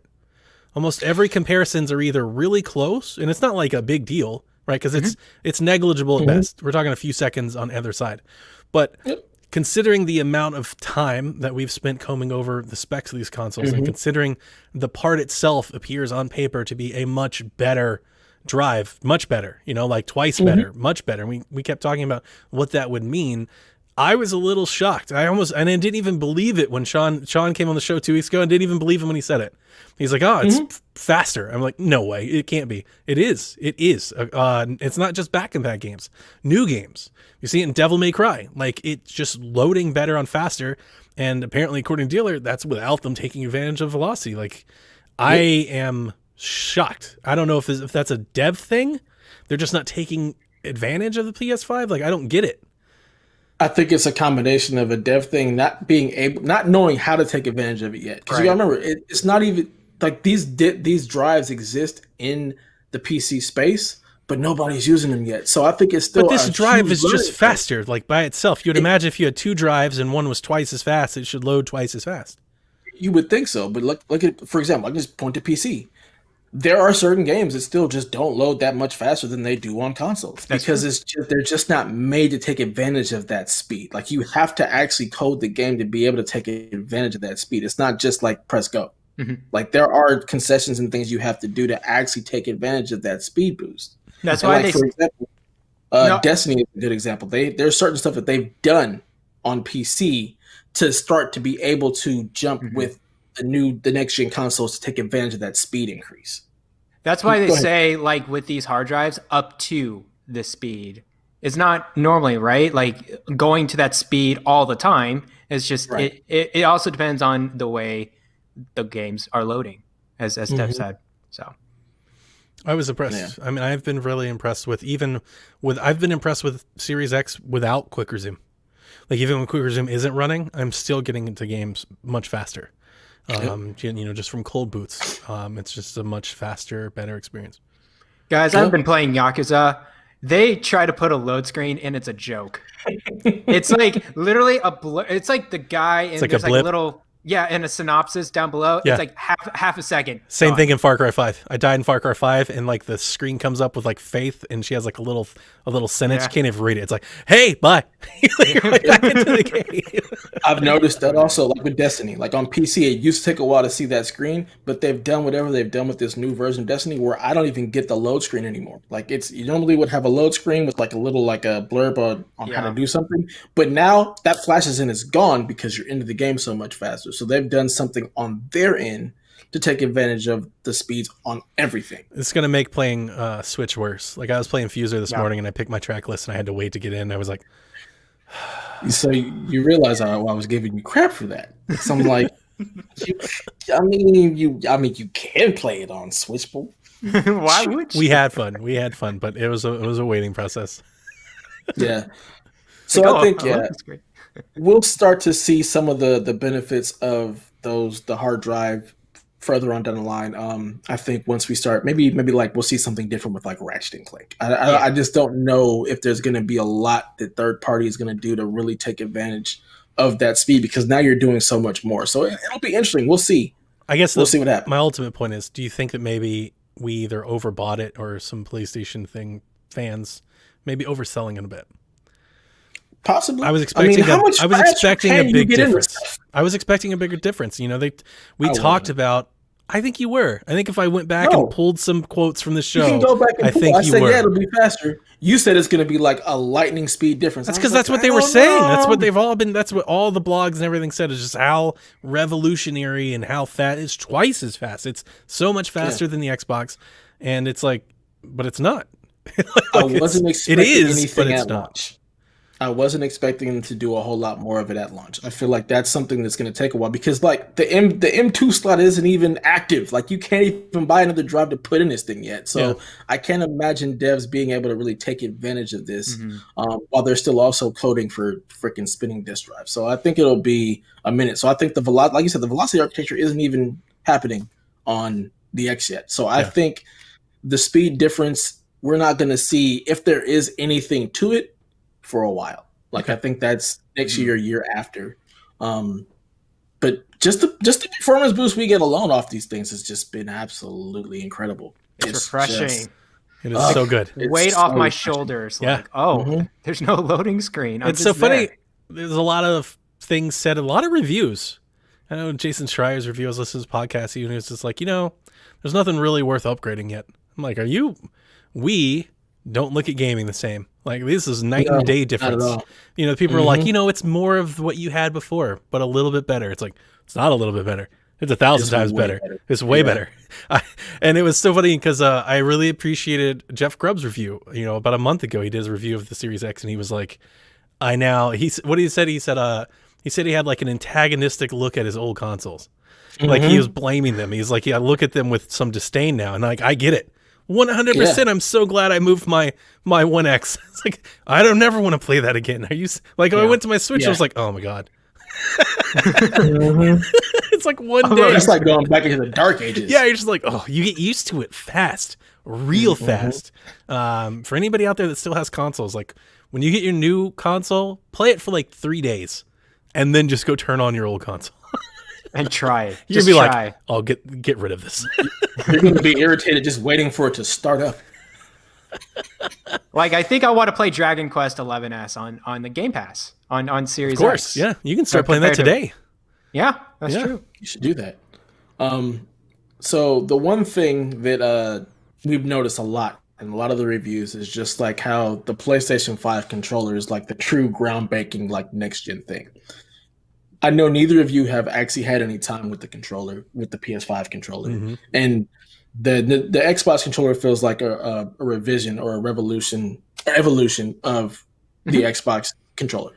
It's nicer, but this PS5 controller, I want to throw away my Elite and use this one on my PC as well. Can't do it yet though because there's no drivers for it. But the feel that you get with this controller is just different. It's so much more different than I would have ever expected. Like I was imagining, oh yeah, we've had Rumble for a while, no big deal. But imagine like the HD Rumble in the Switch to the nth degree and with every game now. So like different guns feel different when you pull the triggers. That's like cool. the speed at which the actual, like if it's a machine gun, you feel the weight of that while you're shooting the gun versus like an MP5. It's a much faster gun. Like you feel that. Riding on the subway tracks in Miles Morales, like you hear the subway, you hear the clink, and you feel it in the controller. Like it gives you this weird, different immersion type feeling in the game. Like it is just so different. The rumble where you feel the rumble, it's spatially to where things are in the game. So when you combine that with the 3D audio and the headphones with the controller and the way it vibrates and moves, it's just a very, very different experience that I was very, very surprised at. I was expecting just, it'll rumble a little bit nicer, it'll be a little bit better, but no, this is just, it's hard to even explain, to put into words. Like you have to feel it. Like it is just different. So how's the haptic feedback? That is, triggers? I mean, that's what he's talking about. Oh, okay, got it. So yeah, the haptic feedback like on the triggers is just the flip when you actually do Miles Morales and you're swinging around, like it just feels like it should. Like it's mind blowing. Shooting guns, even in Destiny, like the difference of feeling a hand cannon versus a machine gun. Like the trigger vibrates differently. The pull of the hammer feels different depending on the gun. Like it's crazy. Yeah, the So Astro. that's definitely something. The Astro game looks a lot of fun. Like I really, when I say that, like that's one game that I really wish I could play. I have not played Astro yet, but I've heard that, like, for example, like there's a part where you're doing a spring where you have to jump, and you can, when you press in, it kind of locks, like the spring Part is where locked. you're running, that like they blow sand at you, and you can feel the sand through the controller. That's kind of cool. My only question with that is not to demean it at all, because by all accounts, you're saying what everybody else is saying. Everybody's saying that. So the question is, does that become the norm, or does it just become one another controller gimmick? The fact that it's doing it in Borderlands, the fact that it's doing it in Destiny, the fact that it's doing it in all these other third-party games, I think it does end up becoming the norm for PlayStation anyway. So, like, I've heard a lot of people say, like, it's a third-party game, but just based on how it feels in the controller on the PS5, maybe the deciding factor on whether or not I buy the third-party game on the Series X or on the PS5. So we see that a lot, though, at launch. We saw that. We've seen that with Nintendo games, and we've seen it with PlayStation games. We see that a lot at launch, and then they just kind of fade away. The question, I mean, I think you answered it. The question is, can PlayStation make such a big deal out of it that Xbox adapts some of it? I think that's what it would take for it to become the norm. Because as long as the Xbox controller is the Xbox controller, the majority of controller players on PC and Xbox are going to outweigh the market. And like I would love to see them adapt some of it. I just don't know if they have any plans in doing it or so. And I think it's up to PlayStation to push it so hard that they're forced into, like, hey, you know, like developers start asking for it, I guess, on Xbox. Like, hey, we're doing this cool thing with this controller, you know, because that's the thing. Right now, as long as it's third party and it's optional, then it's not necessary, right? Like you need necessary games that require it. Like you can't play the game without it. And you can't play the game on Xbox because you don't have a controller that's doing the same thing. I think that's what it's going to take for it to become the norm and not just an also thing. And but it'd be interesting. Apparently, it's real easy to do on PlayStation. The developers, you know, they have a really nice development kit in terms of putting it on there, and they have a lot of pre-configuration. So I agree with you. I think it'll be the norm on PlayStation. I'm not necessarily thinking it'll go away on PlayStation. But I would love to see it. I would love to see that game. I would love to see somebody take real advantage of it. You know, like a Wii U situation. Like we made this game around this controller, and you can't play it anywhere else because nowhere else has this controller. That's the type of stuff where if something like that could take off, then maybe Nintendo, Xbox go, maybe we need to add some of this stuff into our controller. Was there one game that you said like, oh, this doesn't have haptic feedback or it doesn't feel nice, like, or is it all the games that you tried out, Dev? So all the games that I've tried out, I've only had it a couple days, and I did not play it at all yesterday. So I'll be able to have more information. Like, for example, today I'm going to jump into Godfall. I haven't even played Godfall yet, but what I've heard is that like you get some of like the triggers locking when you can't do something, or a gun jam, stuff like that. But I haven't experienced that. Only games I've played so far have been Ghost, Miles Morales, and Borderlands. That was it. And all of them actually do something with the feedback. Like swinging a sword, ooh, God, it feels really nice. That's interesting. Nice. The blocking, like the parry, like you feel it. Like it's it's nice. When you said Borderlands has it, I'm like, did the devs really implement that? Is that the guns case? all feel different. The guns, every single gun feels different when you're pulling the trigger. I think that's going to be great with first-person shooters then. Yeah. Like, I think 100% these major first-person shooters are going to include that haptic feedback then. From what I've heard is that PlayStation has made... I've heard on a couple of podcasts that they've made it very easy, that they have a lot of this tech built into it for like guns and certain texture effects and stuff like that. So it's very easy for devs to put that stuff into their game. It doesn't require a lot of effort on their behalf to like customize it. And that's a good thing. That's a great thing to hear, because that means more games might support it. If it only becomes an optional thing, then at least it's an optional thing that will always happen on PlayStation, that they keep doing it.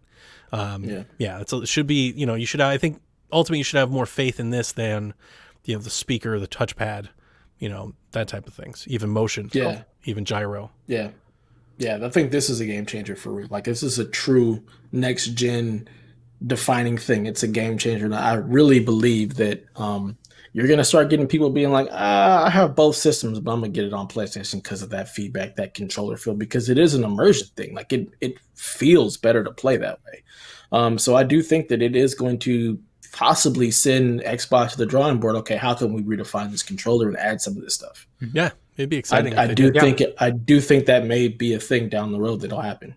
That would be cool. That'd be good. Yeah. Audio. The 3D audio on the PlayStation, I'm not gonna lie, it's pretty incredible. Like the sound, just with these headphones, because it is, I do have a better set of headphones. It just, everything sounds amazing. When you plug that headset in, the PlayStation recognizes that what my headset is and allows me to turn on the 3D audio, and the sound stage is really, really, really nice. I know Xbox also does something with their sound that's supposed to be better. Have you guys noticed anything have the sound at all? I haven't even messed with anything. I've just been playing games. Me neither, yeah. I have the Dolby whatever thing, downloaded Dolby and Atmos? set. Yeah, I forgot the app and I downloaded that and it's set up on the thing. But I couldn't even tell you the difference. It's not something I really even pay attention to. I'm not big into audio, to be I honest. mean, I'm into audio, but it's more like, that's good. It sounds great. Yeah. Let's get back to playing the game. There's a sound. Good. Yeah. I mean, I said it. I said it in the Discord, and like Dev continues to tease me, but like the sound on this new TV is really good for a TV. I'm not trying to say it's great, but for a TV, it's a night and day difference. Garrett, it's a night and day difference from the TCL thing that you're working with. Like it is ridiculous. Really? You know what it basically does? I don't want to oversell it. It basically sounds like it has a built-in soundbar. There has a surround setting. There's a surround setting in the thing, and when you turn it on, it's not like that weird spacey projection surround that you get on like the TCL TV. It sounds like a sound bar. And I typically, I don't know about you, Garrett, but like on my TCL, man, I got to crank the volume up way up, like over 60, 70, 80 sometimes, depending on what I'm watching. This TV never goes over 15. And it goes up to like 100, and like I'm never over 15. Like at 15, like it is loud. It is plenty loud. And so that with the Dolby, and I have it set to Dolby on the thing and all that, like it sounds great. And I'm just playing games on it, but it's not something I'm sitting there like flipping back and forth like, oh my God, it sounds this much better.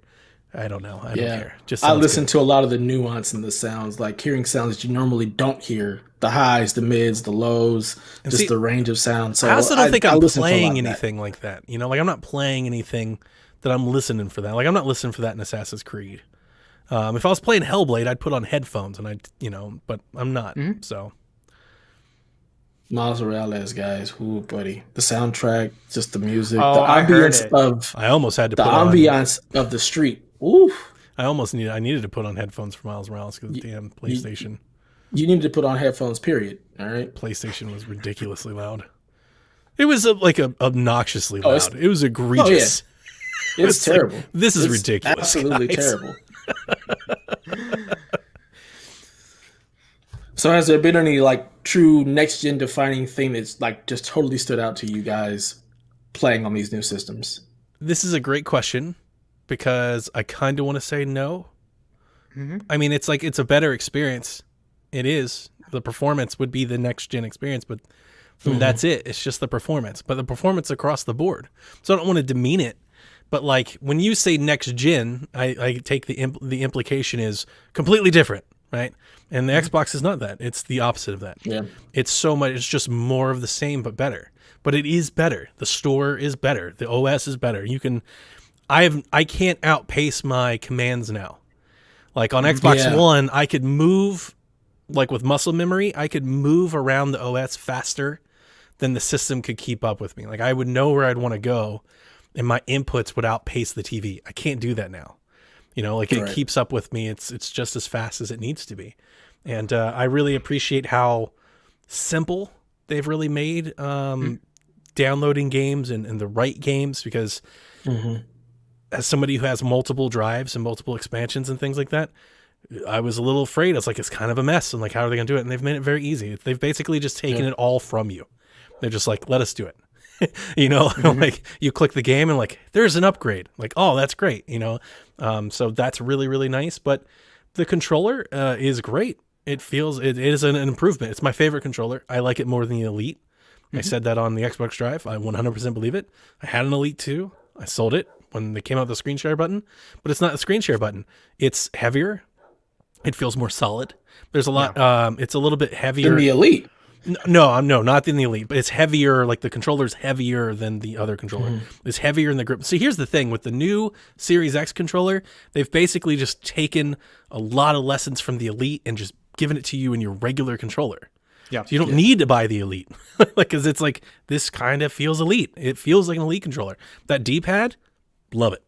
That D-pad, it's so clicky and it's so nice and responsive. That D-pad is choice. And I love the little rounded, like they've kind of shaved the top, is a little more rounded feel. I think it feels a little bit better to hold in hands. It's got a little etching on the back. Not like the rubber grip feel that we've seen on the other controllers. Is different. It's just like kind of like a scored, like a scored back edge. Feels real nice. But you know, it's not anything to write home about. It's not a system. Like I wouldn't tell somebody to play it over something else. Like I don't think that's what Xbox went for. You know, they weren't looking for reasons like you know, like haptics to make you say, like, you know, do this, the other. And I think they're making their reasons for you choosing Xbox and playing on Xbox are completely different. It's about value and it's about performance. And we are already seeing, I'm actually really surprised that already we're seeing performance updates that they're slightly higher on Xbox. Like their GPU is showing off. I mean, their VRR with Devil May Cry makes a big difference because that game, kind of a mess. Frame rates everywhere. I'm not sure. Do you guys watch the Digital Foundry on it? I saw it. No. On both systems, the frame rate was all over the place. Because it's unlocked. Like, it's unlocked, but it's not stable. So you're talking, it's going crazy. From 120 to 105 to 82 to 96. 77. Yeah, and it's all over the place. And it's creating a lot of screen tearing on PlayStation 5 that's not there on Xbox because of variable refresh. So it's already showing it, and it's the Xbox by default. Basically, it's not much. Again, it's a negligible amount. I would never tell anybody to buy one or the other because of this, but it seems like it's 10% faster, like almost across the board. They almost parallel each other, but the Xbox is just slightly a little bit better. And it's really weird. Yes, Xbox is slightly better, but the dips on the Xbox they're the same. They're more profound. It's weird. Like that game is a mess. Yeah, that game's just not optimized. That game's a mess well at all. But yeah, so I think Xbox is, like their pitch for you to buy and play on their console is Game Pass. It's value. It is the form factor. It's not, I don't want to say gimmick because I know you're really excited about haptics and that gimmick sounds, demeaning. And I don't think that it is, but I think all things like that are gimmicks, right? Like the Wii U gamepad was a gimmick. Motion control is a gimmick. The light bar is a gimmick. Like those are gimmicks.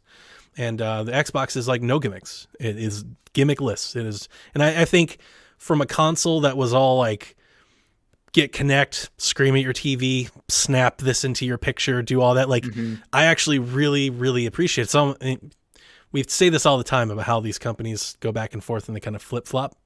I feel very, very. I see a flip flop between Xbox and PlayStation at the launch of this gen, because PlayStation 4 was games. We're not going to talk about Netflix. We're not going to talk about anything. It's just games. That is all Xbox is doing right now. They have built a game machine, and that's really all they're talking about. We just play games. It's gimmickless. There's nothing to it. Just keep playing great games. So, yeah. I agree. And then also with the options for Xbox, you can get a Series S. You can get an entry-level $300 machine. It's not next-gen defining, but it's really nice that if you don't have a 4K TV or you just have a monitor, and it's like, that's just fine as well. That's a nice little companion console. I think for me, the Series X, next gen defining, the only thing that's really getting me noticeable is what Donnie said, it's how fast it is. Yeah. And I'm like, okay, this is on par now with a PC, and even better than a PC on most of our PCs, which is great. For $500, that's an insane value.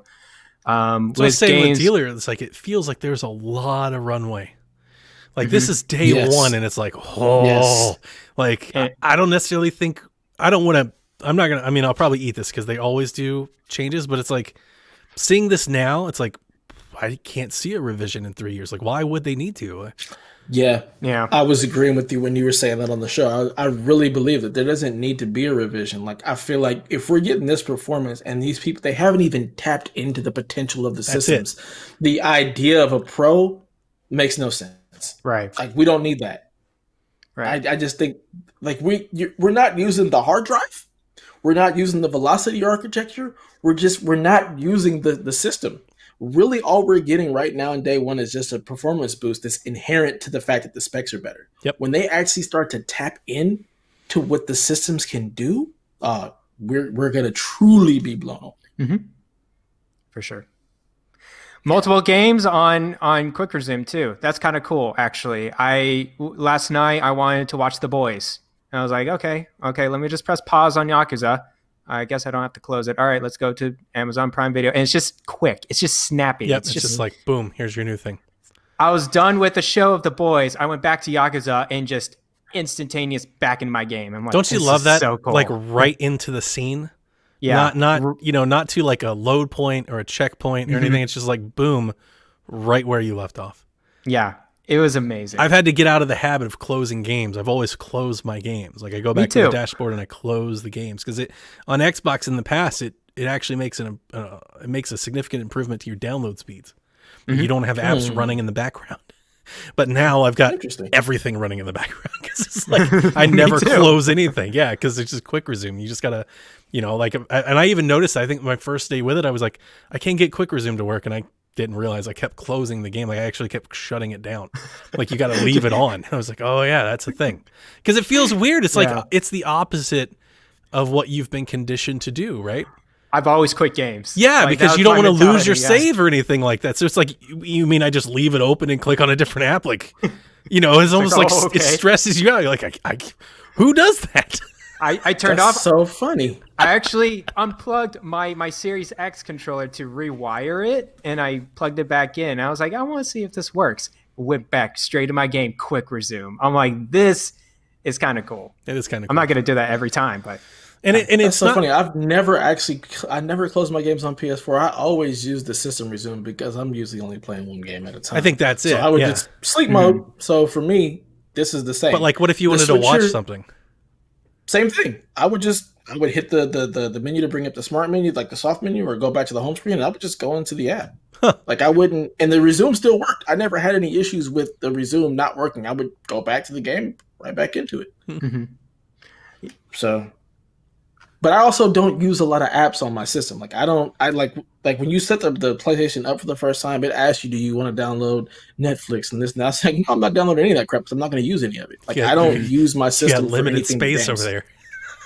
It's not even that because I can put it on the hard drive. I know. I'm just joking. But yeah, I need that 64 megabytes. Damn straight.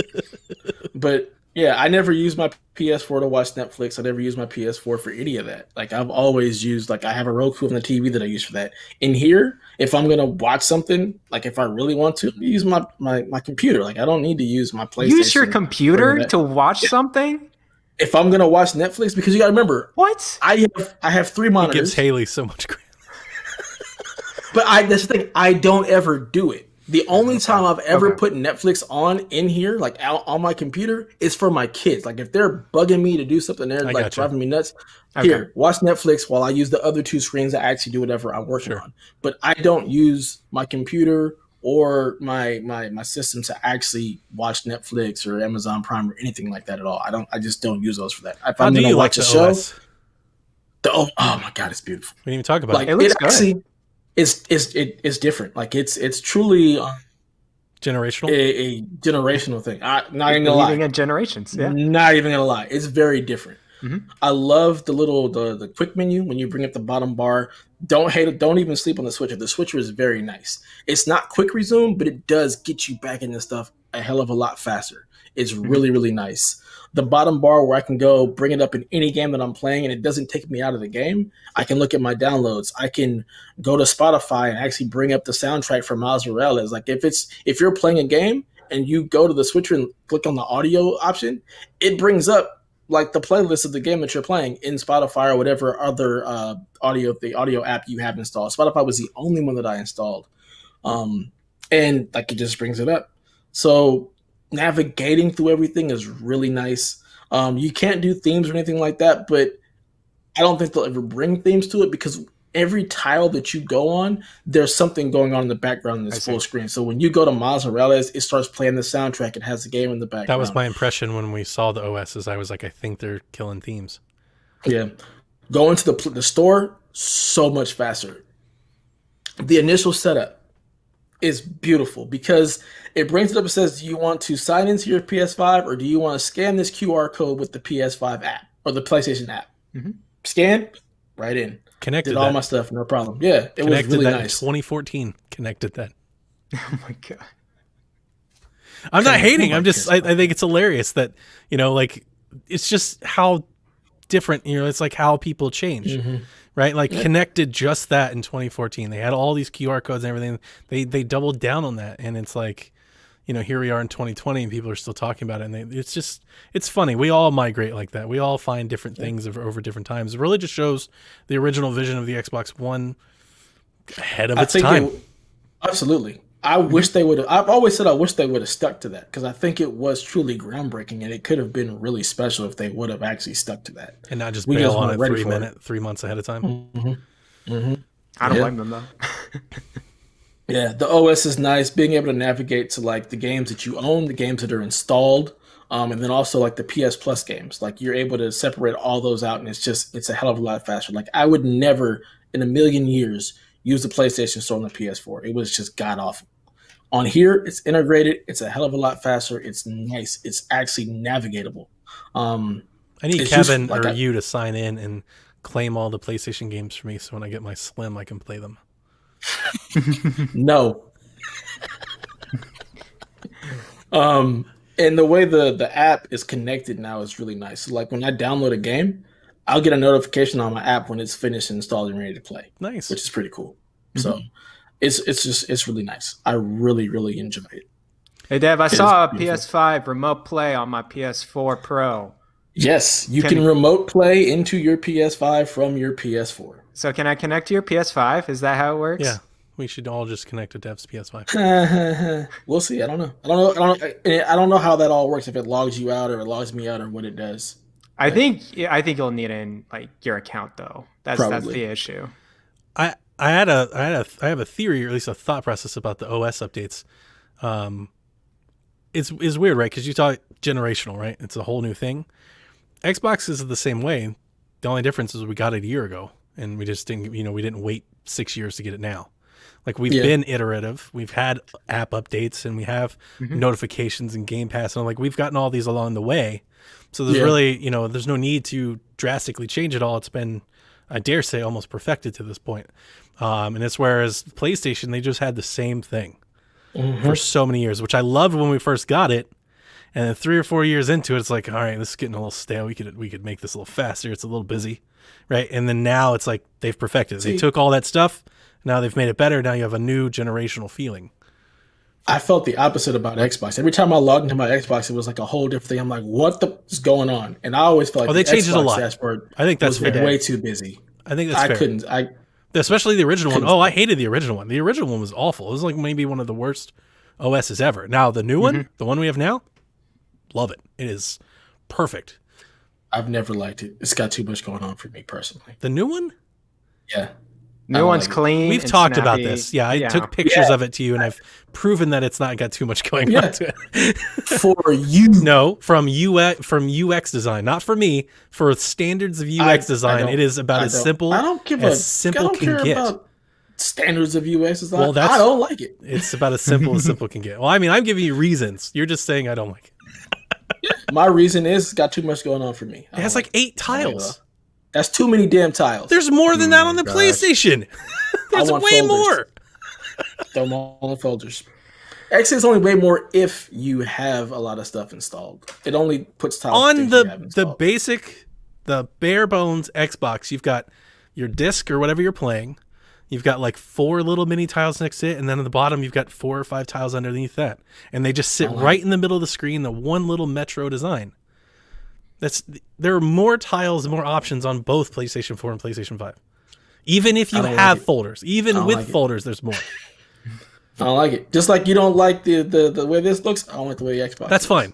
I just want. That's the reason I want it. I don't want to hear it has too much going on because that's got too much going factually on. it's factually It's got too incorrect. much going on. Factually It's got incorrect. too much Xbox going on. That's the problem. Too much green. Too much ray tracing. No, it's not.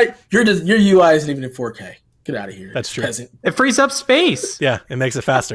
I don't know. It's pretty quick over here. I can't get ahead of it. Has anybody I tried. ever cared about what the like that was the funniest story I saw when I that don't think came out. anybody's I don't ever think cared. anybody has ever known or noticed. I don't think notice care. All of a I sudden, was people are like, What's the definition of this system's UI? What's the definition?" It's like what? I saw This- the PlayStation XP like Discord just blowing up on that. It's like, whoa, we have 4K. I'm like, guys, 4K dash title This menu. is what you get at? Like, this is where you get at? I know It was all wasn't we. your It was dad, all we had. It was all we had. PlayStation has been so silent. Like we don't have anything else to grasp onto. It's just so bad. So, Dev, have you tried like the helpful videos? Like, Hell no. apparently there's hundreds The of tips? videos, and yeah, the tips. What in about the Sackboy activity Adventure. cards? No, yeah, you're not gonna touch that at all. I'm not gonna lie to you. When I first saw like that was kind of my impression. Was like, I don't necessarily think That's a lot of wasted resources. I don't think people are gonna do that. I think Yeah. the tips I think- maybe, but the cards, I'm like, I question how many. Not that people won't, people will. Yeah. But like how many Yeah. people, you know? Mm-hmm. I don't know. I won't do it. I think trophy hunters will. Yeah. So do I. think I agree. because you have a very serious amount of people who Yep. are trophy hunting. Like Mike, cousin Cecil, he's already platinum Astrobot. Yeah, I Like, think he's like, "Yep." that's the only real application I see for those. Especially, and Yeah. I'm hoping that's what they use them for, that they gear them towards trophies. Because when I first saw them, I was thinking like checkpoints in a game, like a file selector. I was trying to think like how does Uncharted work on that, right? And it's going to be like a chapter select. I'm like, it's kind of useless. It's not nothing that I really care about. I haven't even brought that up.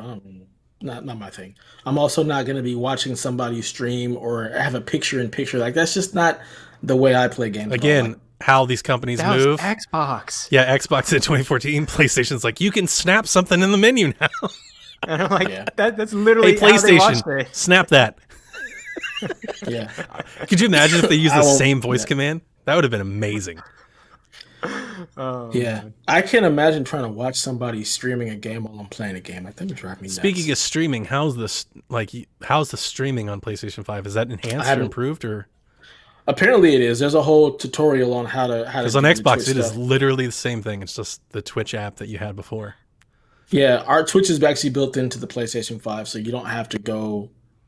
Yeah, no, I some know real that. workaround. Yeah, I know it was Yeah, built into so- the OS, but like, has it been improved? Is there any new fancy bells and whistles or anything? I haven't messed with that because I also never streamed from my PlayStation 4. Like I have a capture card. I'm not messing with. I'm I really want to have an shocked overlay. that neither company put more time and effort into that. I'm not. You know, like if I was building There's a no- console, I would have made a huge deal about it because I think that's a big deal. I think the people who are into streaming has a capture card. So no, I agree Yeah. with you, but I would be trying to get them off their capture card. I would if I was running a console, I would want to compete with that. I'd want them streaming from my console if possible. You want to have to divert time and if resources to possible, doing. if possible, I would want to because it's not just competing with people that already have it, right? Because I'm not going to get Dr. Disrespect to stream for the thing. It's to give the people that don't have that an option. I would want to, I'd want to compete in that space. I think it's that surprising happened that they last just year. let them have it. I think that happened last year. Everybody was buying PS5 cameras to be able to stream, and now all of those people have been migrated into capture cards, and But the not option is all of still them. there for people. But not all of them. The option is still there for Small people who amount of want to people. just stream, buy a camera, hit the go live button. But you know or what I'm whatnot. trying to say. Like, I can't feel like I'm not trying to win you guys over, but you understand what I'm saying. It's like it wouldn't be a Herculean effort to offer a few bells and whistles to really make it advantageous to do so. It really wouldn't. It's pretty simple, like UI design. Huh? Yeah, if you improve it a little bit, sure. Especially with SSD, like what you have access to in terms of storage, it really wouldn't be that hard. Go watch the video on how to set it up in Twitch, and you tell me if you think it's been improved or not. Because there's a video, and it looks like it's easier and more streamlined. But again, But not I've never. But not like Stream from my house. customizable and things like that. They link you to the Twitch page to be able to customize stuff there. So I think it works that way to be able to go to the Twitch creator dashboard and do a lot of customization there that then feeds back to your PlayStation. There's a Twitch Studio separate app as well. They have their own separate OBS, so maybe that's better with the consoles. That makes sense. Yeah, because if I was thinking leading into this, like I would give you like a like a folder, like a little file library on the system where you could upload a frame or a logo or an asset you could put over your stream, right? Maybe build in like some clips, like some clip taking or something while you're streaming, like you could clip out with the stream and stuff like that. I would make it into a little thing, like it wouldn't be a lot. It wouldn't take a lot of resources to do something like that, but just to would that get you to stream more? Well, I mean, not just me, but like, what I'm saying? People. Streaming is a big deal. I just want to get more people. I would want to get more people streaming, and I'd want them to stream on my platform as opposed to a PC. And I would make it a marketing point. I'd be like, Ninja has a team of people and 8 PCs and a thing, and you can do some of that just with our console, and you don't have to do that. I'm really surprised that it seems like neither one of them has even talked about it. That would be interesting, but yeah, again, I feel like there's two audiences with this one. Those that do have capture cards and wants to go a little bit more in depth, and then the ones that just want to stream. Let people stream to multiple services was another thing that I was thinking that you could let. It's still crazy to me. Not just one, but like they haven't figured it out. Put in like API to YouTube, API to Twitter, API to Twitch, like stream everywhere you want to stream. That'd be great. Yeah. Maybe in an update, who knows? Because they do have their Share Factory thing that allows you to do a lot of stuff with how you want to share your content. So maybe in an update they'll do more. That would have been a true next gen type of upgrade that I would have predicted that they would have made. The fact that they just remained silent on it, I was surprised by. It's like they don't care. I think it's still with the camera issue too, though, right? Like, sure, you can't connect the camera with the Xbox Series X, right? No, you can.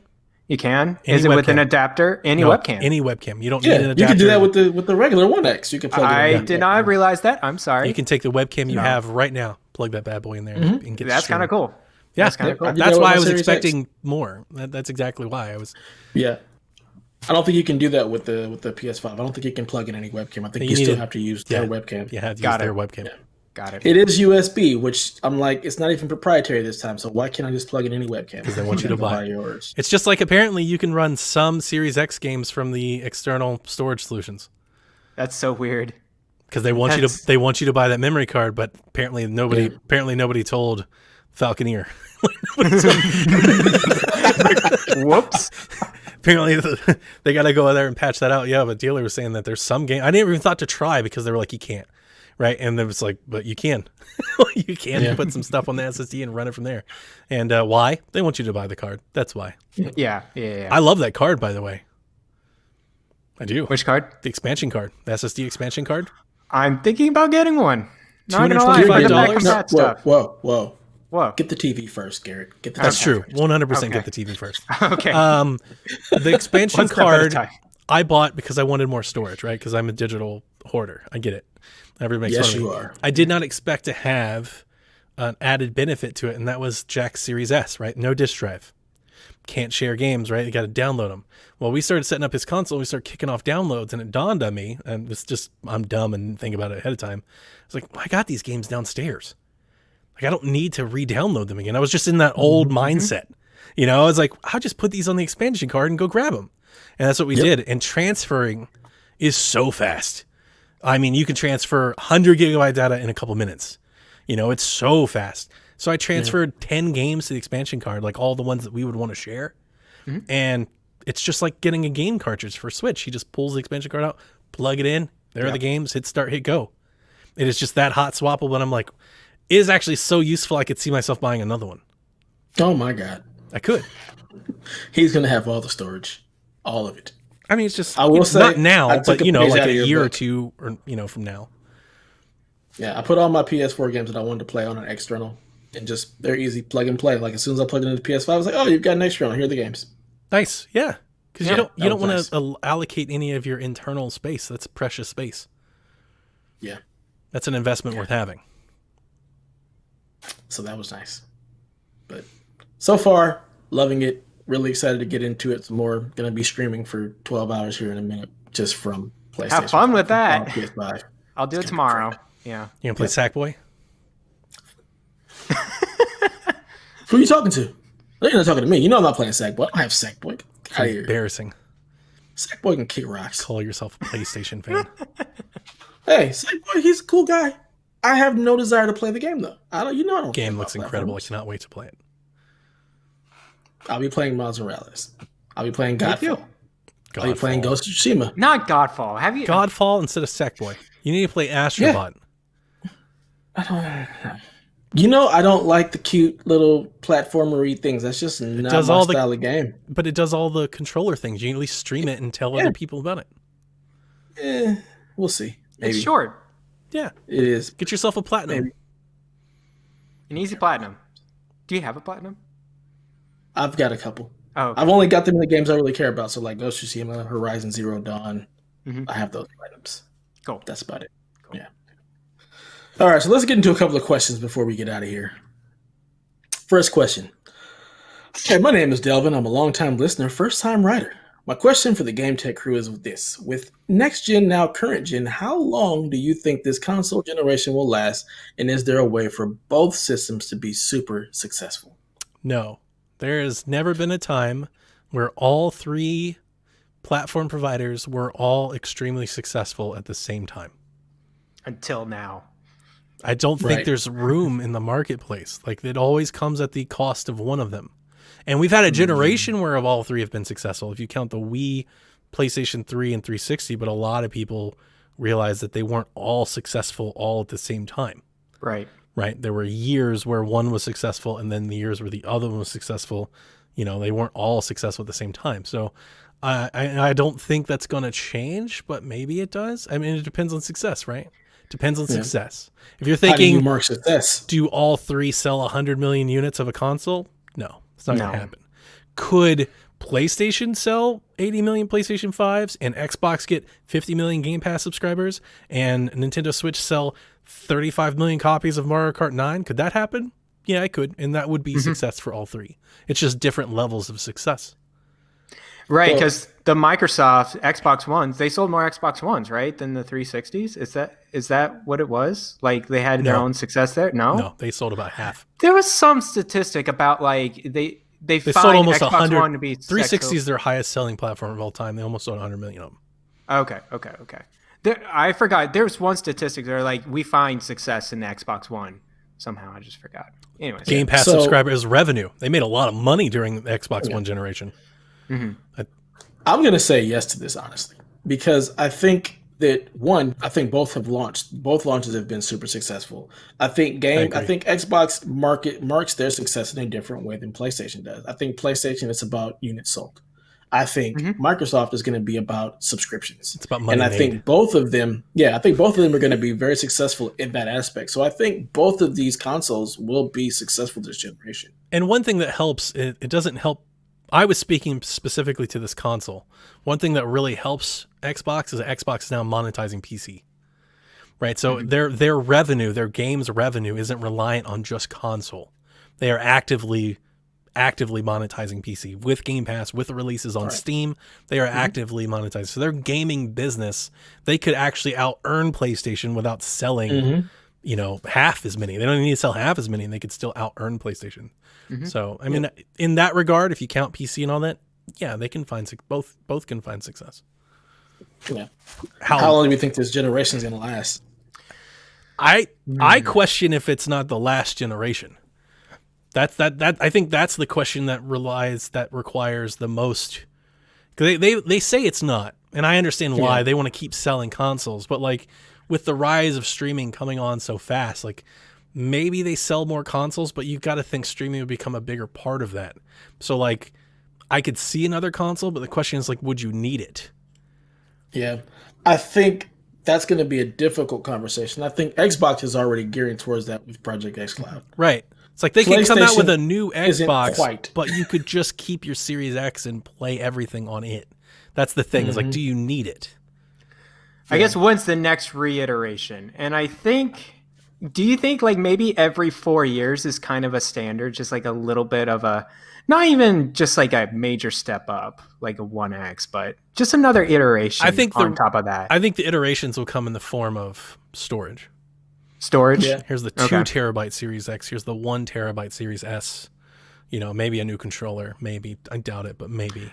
I mean, Ryzen's always making. You see them; their iterations is it's yearly now. So I mean, I can only imagine that it's like, okay, let's just pop one of these into a new iteration of the system. Still call it a Series X, but just like maybe like an X version 2 or PS5. I don't know. It's possible. I think it's possible. Yeah, I don't know. I feel like last generation was long. I feel like this generation may also be like 5 to 7 years long, to be perfectly honest. And then it's going to be the question of, are they making another box? Like, is Sony already thinking of another box? And is Xbox thinking another box? Or are they thinking of trying to perfect xCloud? And is it a traditional box? Mm-hmm. I don't think that's the thing, right? Like we say another box. I'm not saying that's the end of hardware. Is it what you were thinking with hardware? Is it a giant big console? Or is it a stick or a controller and a thing? Like, is it something like that? Who knows? Yeah. Or is it both? Yeah. It better be both. I can't deal with the streaming stick, guys. You guys talk about xCloud, and I'm like, no, I can't do that. It's happening. I can't do that. I mean, I'm with you, Garrett. I don't want to stream either. They're going to do both. It's not the future with PC. What are you talking about? They're going to. That's the other thing. Yeah, PCs. They're going to keep making PC hardware like that. There's always something better about it being native versus. As long as there's a demand, there'll always be both. Yeah. But both might come in the form of lower storage. Like it could come in the form of like, you can play it natively in your PC, or you can grab this thing. Yeah, I'm not streaming until we have better internet. I agree with you. Like nationally, I'm not streaming. It's like emulation to me. You can do it, but it's not as good. It's actually pretty good here. All right. The Minish Cap looks fantastic. That's Minish Cap. And plays great. Look, I know. The real question is, how is NHL 94 on it? That's the real question. Right. I'll try it out for you. Good point. Try it out for you. All right. Our next question. At co-op mode pod says, I just picked up a gaming laptop, the Asus ROG M15, and I'm curious if you guys have any recommendations for laptop accessories. It's called a Chromebook. Gosh. Jesus Christ. I looked up this laptop and its specs. I was afraid this was going to be better than my PC, but it isn't. So I'm going to say this is a peasant right here. Ooh. Anyways, laptop accessories. What I have, harsh. I don't know, to be honest with you. I definitely have a wireless mouse. Yeah, I was going to say keyboard and mouse for sure. Like, if you're planning on actually gaming the laptop on it, has a keyboard. I get that it has a keyboard. You need a separate keyboard, yeah. You're going to have a laptop with an external keyboard hooked up to it. Absolutely. Yeah. Because especially if you're going to hook it into a monitor or a dock. Okay. If you're going to hook it into a monitor, you can have a little station, but not like just with your laptop. Like if you're playing on the screen, that your laptop comes in. You are not the person. Get out of here. Get out of here with this. No, I mean, like, for example, Mo, he has a laptop, but he also has an external keyboard and mouse. Like, they're just better. Especially if you're gonna game. Like, I get that it has like the WASD keys are a different color and stuff like that, and it's probably like a low profile like keyboard for that. But external keyboard and mouse for sure. I recommend the SteelSeries have nice wireless accessories like the keyboard and mouse. Like take a look at those. The headsets are nice as well. For my work laptop, what I make sure you have a laptop sleeve on the go. For sure. Like you definitely need a sleeve for yours. And then also I mean my keyboard gets dirty. The onboard keyboard gets dirty. Get a nice sleeve on top of it. Yeah. I know it'll block out the lighting or whatever, but if you actually work on it and like take it with you on the go, it's gonna wear and tear. So it's make sure to have like a sleeve over it. That's what I say. I take my laptop everywhere because I go to lab and then I go outside the state. Not these days, but my laptop goes through a lot of wear and tear. Are you gaming on it? No, it's a work laptop. Yes, I'm assuming this is a gaming laptop, so you're gonna want to have gaming accessories. So I would say headset, keyboard, mouse, maybe an external hard drive if your internal hard drive isn't that big. Xbox Series X controller. Yeah. I did it. 100%. Game Pass. Game Pass too. Yeah. Yes, absolutely. Did it. Yay. I think the point of this laptop, though, right, is that you want to game and also take it with you on the go if you need to. Yeah. Chromebook. No, please. xCloud, Stadia, Android games. I don't know what you guys are talking about. I can't stand streaming games. I need to try out Luna. It's not that bad. It's really Stadia is not that bad. Like you've I don't know had to why. have a bad Stadia experience because like Stadia is perfectly acceptable to play. I had a bad experience. Do we want perfectly acceptable or do we want great? On the go, like, are you doing it every day or are you doing it on occasion? Because if you're doing it on occasion, I think acceptable is fine. You know, it's like because when you say on the go, I hear not my primary way of playing. So as an alternative, sure, it's fine. It's like, you know, like Switch. It's fine. You can play it. I'd rather play Switch. Yeah. Yeah. Well, of course, right. But it's an alternative, right? Like it's Right. Yeah. Yeah. I think as that, Stadia is more than fine. It's a very fine solution. All right, got so some laptop. Rob, our next question comes from Rob. He's got 2 questions apparently. He asks, when are there going to be affordable OLED gaming monitors? Never. And my question, never. It's not Never. happening anytime soon, if at all. There's too many issues with OLED when it comes He says to like, you've got affordable. burn-in, the He price. says affordable OLED. There's not even We're not going to be alive. OLED TVs as far as I'm It's concerned. like a juxtaposition. And then his other question, his real question, when will cross progression become the norm? He says he might actually buy a Series S as a living room box to complement his PC setup if all my Game Pass games were cross progression. All of the Game Pass games will be cross save. You can cross progress on all of them, I believe. No, you can't. They yeah, have cloud saves. yeah, but it doesn't work for all games. It only Really? works. It's guaranteed for first party games. I tried Slay the Spire. That is not. Oh, okay, cross good progression. point. Good point. Yeah. I do think that cross progression will be the norm this gen, and I think it'll come sooner than we think. You think about what Ubisoft did with their Connect. Yeah. All of their games now. And I think with Game Pass, that'll be the same as well. Everything in Game Pass, I imagine, will be there. I imagine that's abnormal more than it is normal. You know, because it's still in the Xbox ecosystem. You sign up with your account and everything. So I think it's probably more games support cloud saves and cross progression than don't. Yeah, I hope we get there with the Game Pass and with laptop or with computer and console. But with everything? Switch, everything no. Yeah, and but- also with Switch, like it's like some third-party games do it, but it's just like it's really on the dev side. Most if there's don't. no foundation, most don't. The idea that we're going to Ubisoft it and have it for everything, I don't think is realistic. I don't think it's an expectation we should have. We could hope for it, but I don't think you should expect it. I think what's hopeful is I've seen a lot of rumors. I mean, it's just few and far between, but like for over the past few years, Xbox games have been running on PC. Like they're trying that out, and I think that's another setup feature where that could be easy to cross progress between a console and a computer as well. That's what I'm talking about. I'm talking about cross progression between games on PC, Xbox, and PS and the PlayStation. I think you'll start to see a lot more things that are cross progression there than you will, like with the Switch or what. I think we will see a lot more cross progression this gen. Did they promise Division 2 gonna be cross progression? Because I want that so bad. No, Ubisoft. Did they say Division 2? I think they said only their new games. None of their old games are being updated. Yeah, Division 2, I think right now the sucks. only cross progression is like PC and Stadia. Yeah, I think But I imagine that they will do it eventually. But all new games will support it. Okay. Division 3 Sorry. then. Sounds good. Yeah. But they have their own vested interest in doing that as a publisher because they roll out their service and kind of set up their own thing. Most publishers don't have that business interest to do so. For sure. Yep. All right, our last question comes from Navalis. What TVs do you recommend for the new systems, or what TV specs do you want to have for the new systems? Garrett, what TV do we recommend for the new system It's the LG NanoCell. that you just bought, right? No, I did not just buy yet. Damn it! Not yet. So, when it comes to TVs, yeah, the NanoCell is a really, really great entry level TV.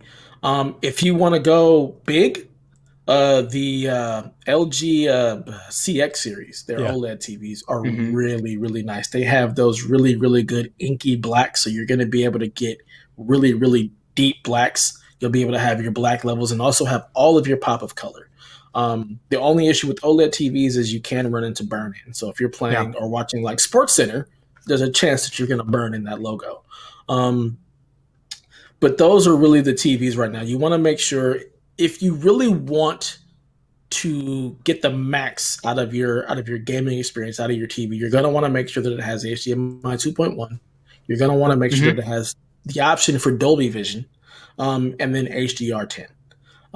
Those are the three things that I would say you want to make sure that it actually has. And when you get the HDMI 2.1, you want to make sure that the panel is a native 120 hertz.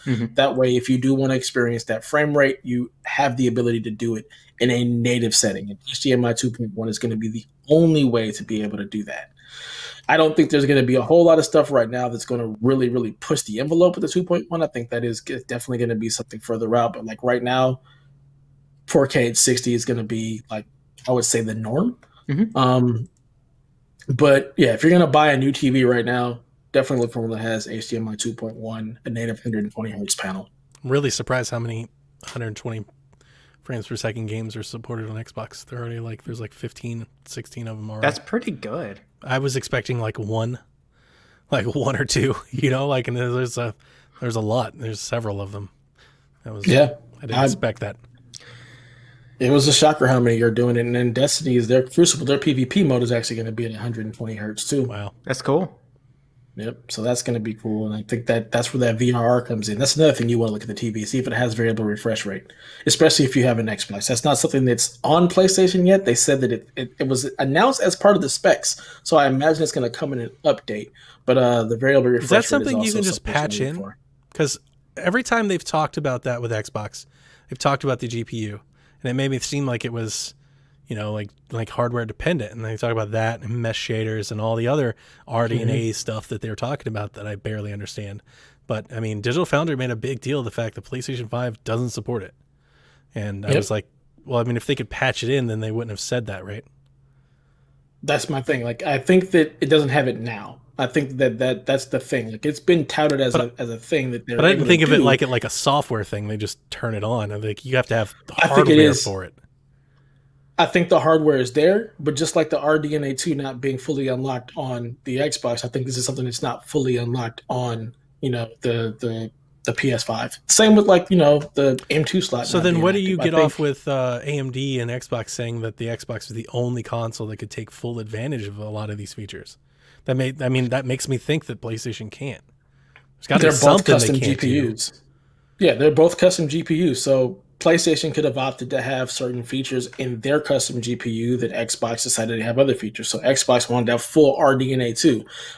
PlayStation has some kind of hybrid RDNA 2. Right. So that's the difference. So I don't know. I imagine it's something that it could be turned on, but we'll see.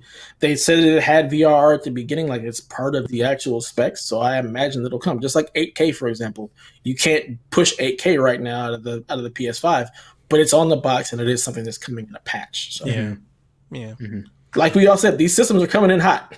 Yeah, they're coming in hot. 8K doesn't, like, I agree with you. I understand exactly what you're saying, but I think it's a little strange that AMD, not only did they go out and do that presser with Xbox, but they actually listed every single feature that meant. And that makes me, I mean, I have to assume that at least one of those features just isn't present. And Digital Foundry has, you know, they've been reporting that VRR is basically nowhere to be found in any example at all. And they've postulated that it's just not there. It's not supported. I don't think that's a big deal because I think most people wouldn't notice, but it is for game tech. It's something worth pointing out. That TV, by the way, I've been messing with those settings, man, all week. So if you're getting the LG and NanoCell, I do have a few recommendations. Put it in standard mode and get into the advanced settings and play with your own stuff.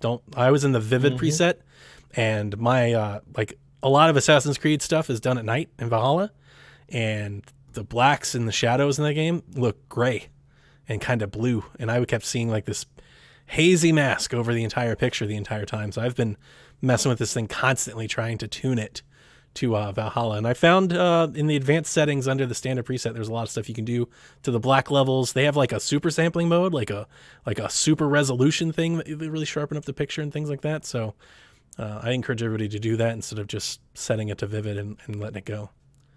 Yeah, definitely don't go with the presets. You can do so much better like stuff with the TV to make it look better than just a preset, to be perfectly honest. And Vivid for gaming usually doesn't work right. It washes a lot of stuff out.